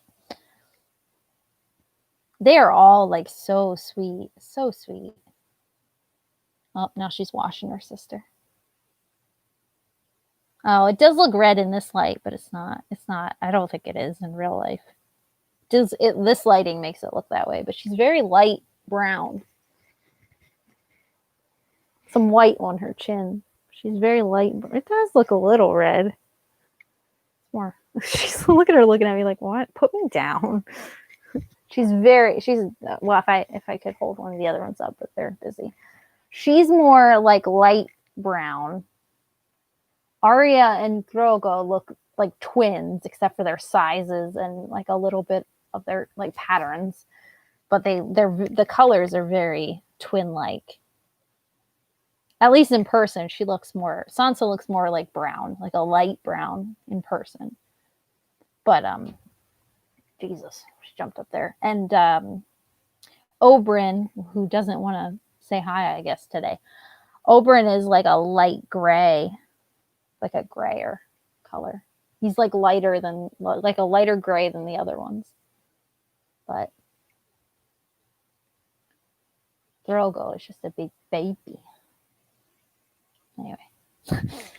Anyway. I just burped. No Oberyn. I don't know where he is. He's probably downstairs sleeping on the couch. He sleeps, well, they're all sleeping, but he sleeps on the couch a lot. But anyway, next time. Speaking of, who is following me? Someone commented on my TikTok video. I'm in love with your Chewbacca suit. My Chewbacca onesie. Do you want to keep going in this series? Yes, I do. Yes, I do. I really like this series. I likes it. Yeah. That's a whole nother tangent. Stop. I don't like how TikTok starts playing right away when you open it. But I follow this witch on TikTok. Her name's Witch Tick Lesbian. She's a lesbian witch on TikTok. But I follow her on TikTok because she does a lot of card readings and stuff. So she'll do like live streams, and she'll do like community reads. She'll do like individual people's reads, like in the like when she sees names pop up in the chat, she'll do reads for people. But she also does like community reads, like for the whole group. And it'll be like, if you hear something that resonates with you, it was meant for you to hear it. You know, like the universe wanted for you to hear it, which I'm super skeptical. And then I'm also like, ooh, I believe that. No, maybe not, because I'm very much a Gemini. But anyway, she was doing a reading last night. I just like watching her live streams just because they're really soothing. And she's a very positive person, and she's really nice. She's just a delight. She's just a delightful person. But I like watching her live streams where she does the readings and stuff because it's soothing. And like the reading she was doing last night, like really resonated with me. It was really creepy, like resonated with me. And then the last card she pulled in that reading for like that specific reading that was resonating with me had a turkey on it. How weird is that? That the reading, because I'm like, I don't really resonate with anything she's saying, but I like watching. But the last card in that reading, the one that was actually like speaking to me, that I'm like, oh yeah, that I feel that, had a turkey on it. Like, what? At least, like, and then when I watched her live show, I couldn't tell if it was a turkey. And, you know, the chat goes so fast sometimes in, like, those live shows because it'll be, like, hundreds of people. So I couldn't. So then I made a video. And I'm like, anyone that was in her live show, was that a turkey? Because I couldn't tell. And I think it was, but I think I'm also insane. And then she ended up, like, duetting that video on TikTok. And she was showing, she's like, it actually is a turkey. And yeah, I took a screenshot because of like, she posted like what it actually like said was about. Oh, I thought I did. Maybe I didn't. Yes. Here. Oh, it does. It's bright. See, look, a turkey. Turkey. That's a turkey card. A turkey. Well, I think they're oracle cards, not tarot cards. Same difference in my head. I don't know any difference. But yeah, how weird is that? That was, it was so weird. And then she ended up duetting it and showing me that it actually was a turkey. And I'm like, oh my God, I think that was like meant for me. I know they are, but I don't know any different. But yeah, I like lost my shit. It was so weird. Like that feels like a little like I'm super skeptic because I'm me, but like that feels like a little too on the nose. Like, you know what I mean? Like that feels just too on the nose that the last card that was pulled in a reading that was resonating with me was a turkey. My favorite animal was on the last card. What?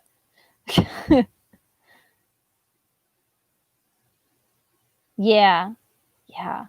I want to get into reading tarot, but I'm so damn skeptic it won't work for me because I'm too skeptical. But yeah, I do feel like that was like a little too on the nose.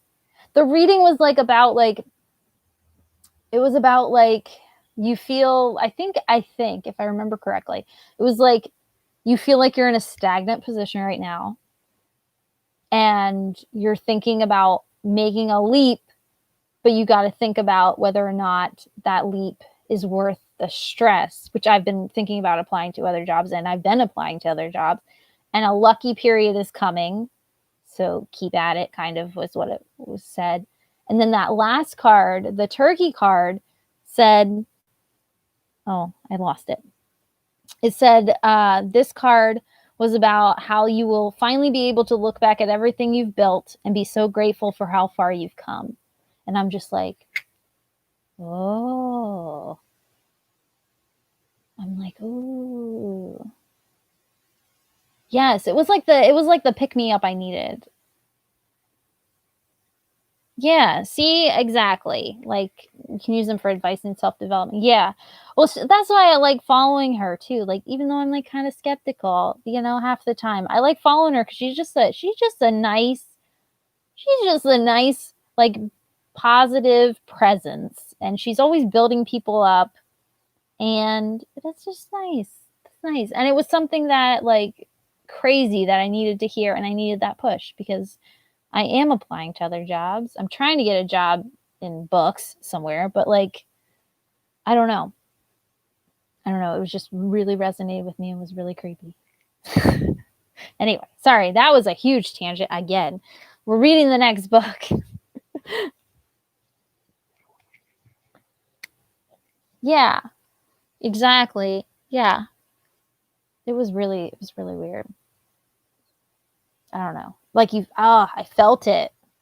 And then when she showed, like when she tagged me in this, like she did this duet and she showed me this video, I'm like, it was a turkey. Like I could feel it. Oh my goodness. It like gave me butterflies because I'm like, oh my God, it was a turkey.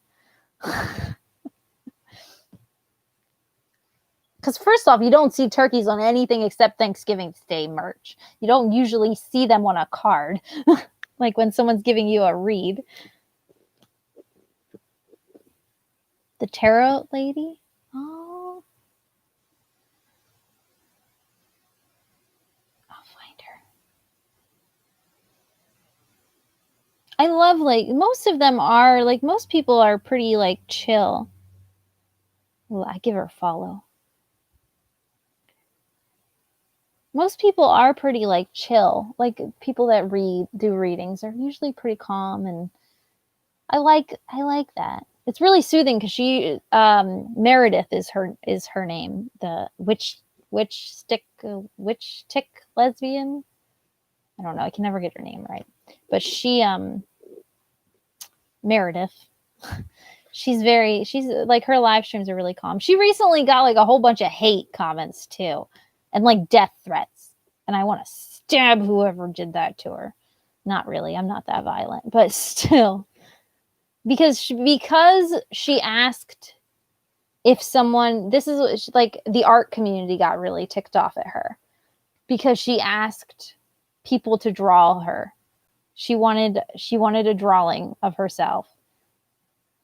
And she said it wrong, I guess, the way she asked for it. I watched the video. I don't know, but I'm not an artist, so maybe I don't know. The art community on TikTok took it as she was basically saying that art has no value unless it's deemed valuable, is what people were saying.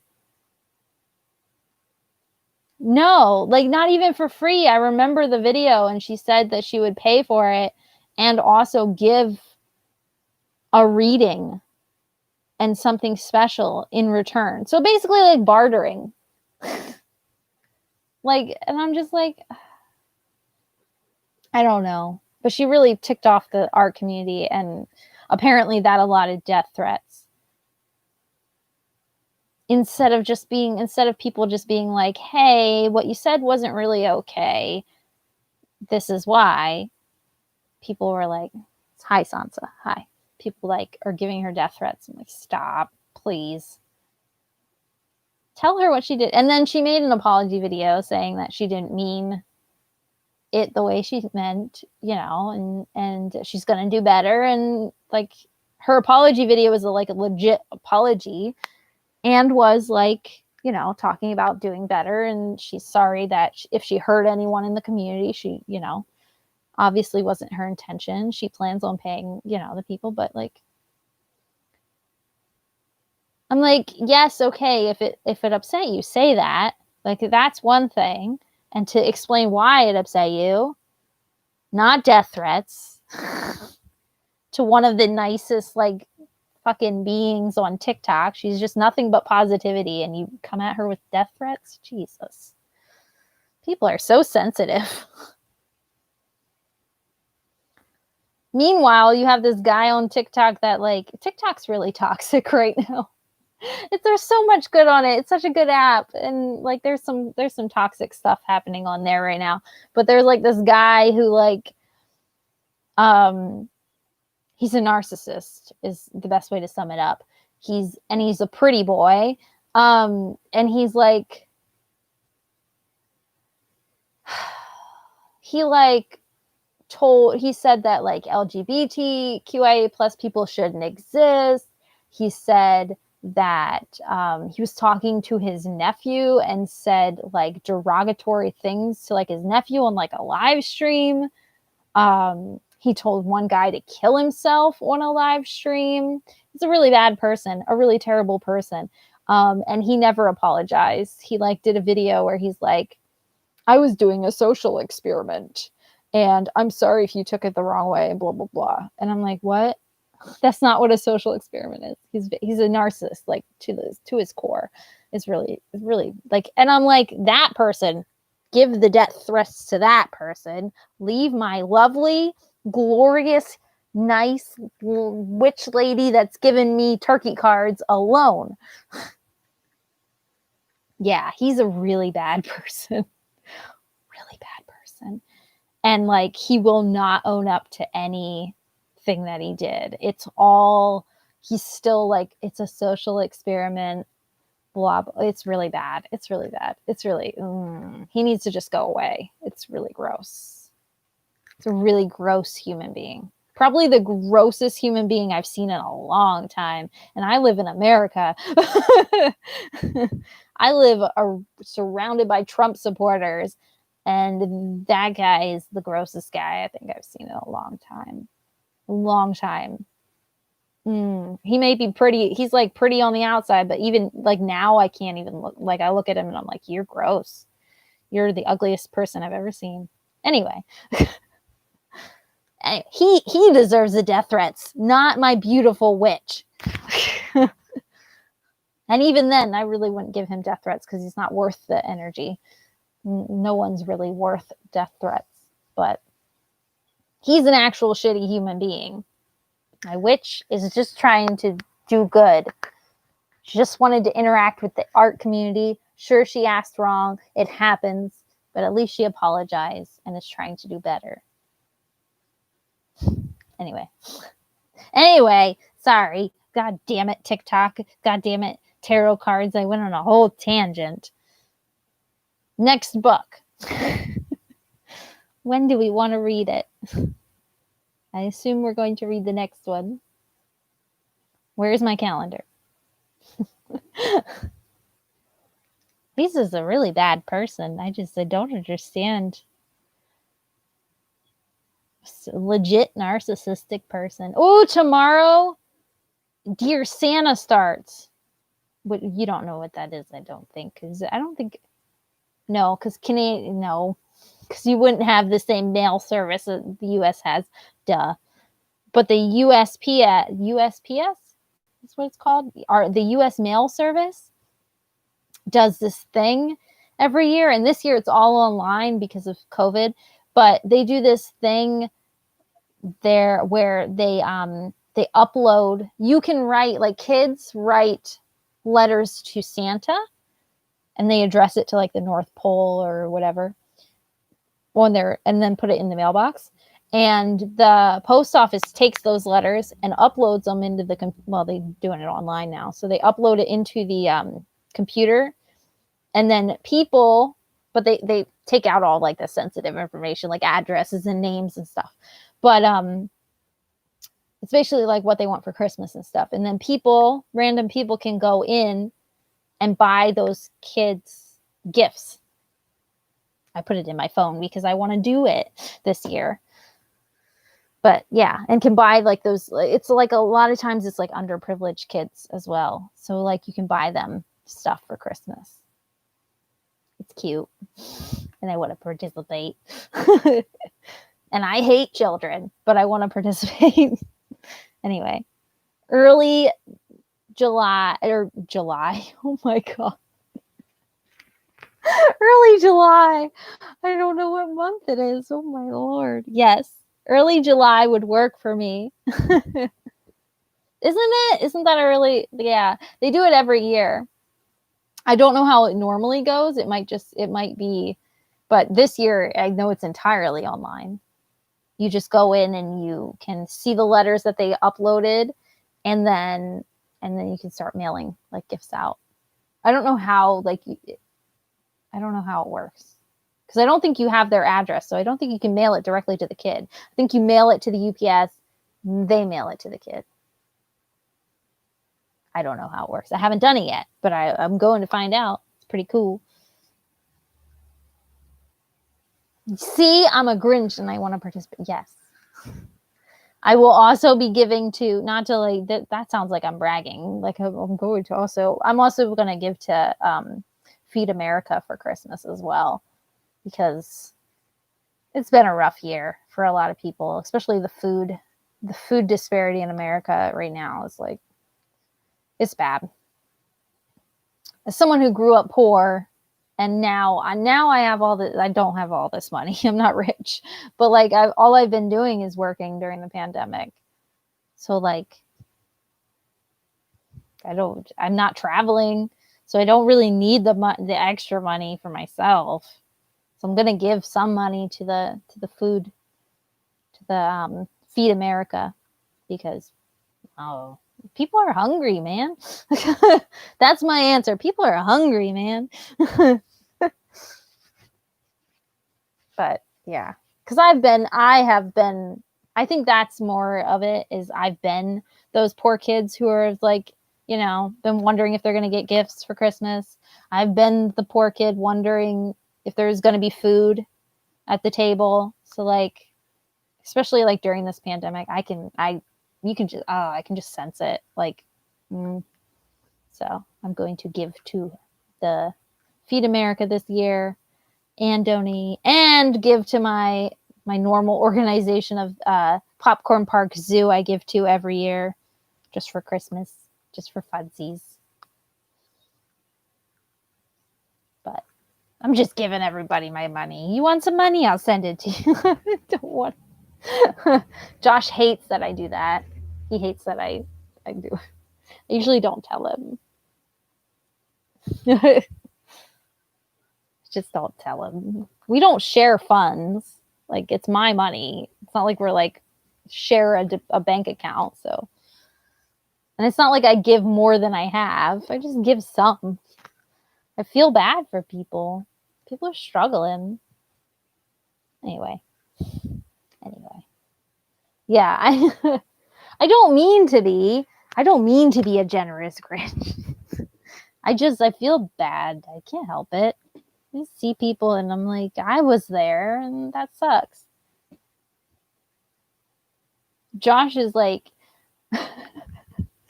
Josh was like really worked up when my car got egged. Remember when my car got egged? He was really worked up about it. And I wasn't like, he's like, someone egged your car. Do you want me to clean it up? Blah, blah, blah. And I'm like, whatever. I'll just go to the car wash tomorrow. It's fine. And he was like worked up about it. And I'm like, I don't care. I care about the fact that there's a pandemic and people are starving and they wasted eggs on my car. I'm like, that I care about. When they could have like donated the money they spent on those eggs, which isn't much, but they could have taken that money and donated it to a food bank. That pisses me off. Like, that's where my mind went. I'm like, they wasted food when people are starving to throw at a car. So then I donated $100 to Feed America in their honor. In the honor of the person who threw eggs at my car, I donated $100 to the food bank. Because it pissed me off so much that they wasted food. I didn't care about my car. Could care less about my car. Could care less about the paint job on my car. Any of that. I was pissed. I just spit. I was pissed that they wasted eggs. Yes. And I hope it pisses them off that I used their good deed and that I took their bad deed and I turned it into a good one. I told Josh about that, and he's like I told Josh, I'm like, that's okay. Because like when it happened, I'm like, whatever. I was watching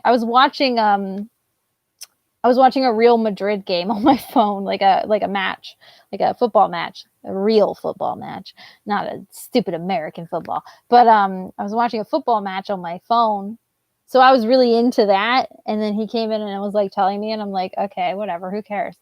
And then like after the match was over, it like clicked, and I'm like, those motherfuckers wasted food.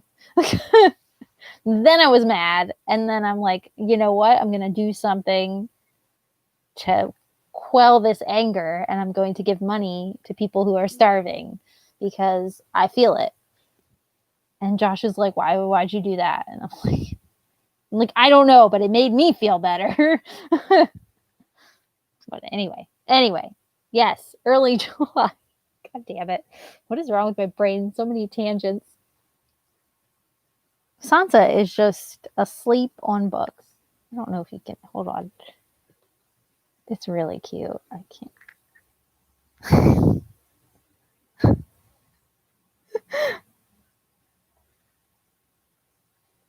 That is really cute.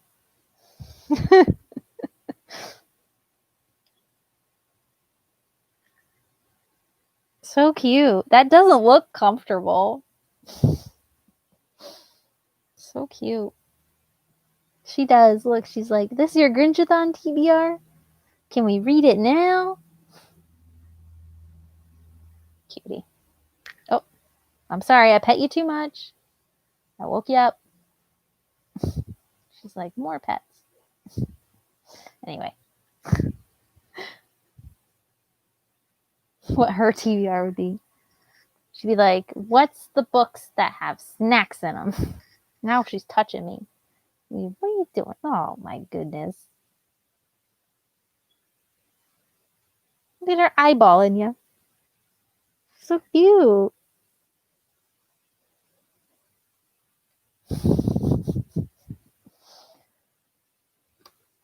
Find a fish. One fish, two fish, red fish, blue fish. By Dr. Seuss. That would be your book? I think it would be interesting to like, I do have a book on string. Oh, no, I don't think I have a book on string anymore. I used to have a book on string. It was a random book about string. Yes, there's a book out there about everything. And that's why I bought it, because I'm like, oh, a random book about string. And then I think I got rid of it, though. I think I donated it. I don't even think I read it. I got rid of it because I was like, oh, I have too many books. I need to get rid of something. I do. It's 110% like the Gemini in me, for sure. For sure. I have really strange taste. I just didn't have time for it. It was a really short book too. I don't think I have it anymore. Maybe I do. Who knows? I don't think so. I don't think so. Anyway. When do you want to do the live show? Early January, not early July. Yes, that's plenty of time. Plenty. I can actually read now. Oh my goodness, you are too sweet, girl. I'm going to order the books like right after we get off this live show. 5th, that works for me. Live show, Magic, Misfits 2. Part 2. Yeah, I'll make it. I don't know what color. What color? Because that's in black and white. I was going to make the notification the same color as the second book. But I don't know what color it is. Doesn't matter. It doesn't matter, Izzy. It does not matter. Just put it in your calendar. Yeah, I'm going to order them off Amazon. Don't tell nobody. That's what it looks like, even though it's in black and white here. That's the colors that I would expect it to be. Purple. Purple is like a psychic-y color. I still have to figure out this last puzzle in the book. I figured out like the first one, the one at like the beginning where it says, "Hey there, this book is filled with secrets and a hidden thing here, or a hidden thing or 3."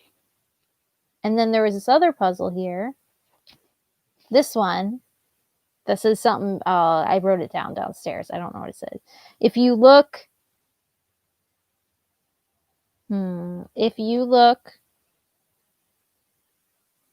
something about if you look magic or something. Anyway, yeah, I love the puzzles. I love it. Anyway, I still have to do the last puzzle. Damn it. Hello. Hi. Why are you stretching? So cute. Anyway. Oh God, I have been talking for like ever. Almost 3 hours? What? I'm so sorry. So sorry. I'm holding her paw.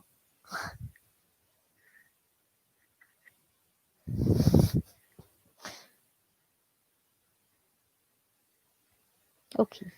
You're so cute. Anyway. That's what I'm doing off camera. Just holding Sansa's paw. Holding hands, holding paws. She loves to do that. She loves to put her paw on my paw. Her paw on my hand. She loves her paws. And like at night when she's falling asleep, if she's like restless, I'll do that. I'll hold her, like I'll play with her paws, and she loves it. It like helps her go to sleep. They all have their little quirks, little weird things, but she's sweet. She's bad. She gets into everything, but she's sweet though. When she wants to be sweet. her paw. I knew what I was trying to say. Anyway, yes, it was good to catch up. Hopefully I don't have the C word and I'm not going to die before the next live show. I'm just kidding. I don't have my tongue feels fine now. I think my friend was just trying to freak me out. I don't know. Yeah, I feel fine. I don't have any. My tongue was just a little tingly today, which is a symptom supposedly, but I don't feel it now. I think I was dehydrated because all I had was coffee, which is not good. But yeah, I really do think I was dehydrated. My body was just doing a weird thing. Anyway, I feel fine. I don't think I'm sick. Find out tomorrow. Water is good, so I've heard. I did have it. I had a glass through the live show. There's a little bit left. But I did have a glass during the live show. Kind of, here and there. Yes, I'm still holding your paw. Okay. Anyway, I will see you during Grinchathon. Tomorrow I will be uploading the lovely challenges and all that. Oh my goodness. And I'm going to go play with these kitties. Yes, more Grinchathon, more Magic Misfits, more of me now that school is done. All right. Anyway, I will see you when I see you. Okay, say goodbye, Sansa. Say goodbye. Nope. Oh, she's getting up for you. She's saying goodbye. Oh, no, she just got an itch. Sorry. Anyway, bye. Say goodbye. Bye. Nope, she didn't like that. Nope. Bye. You good?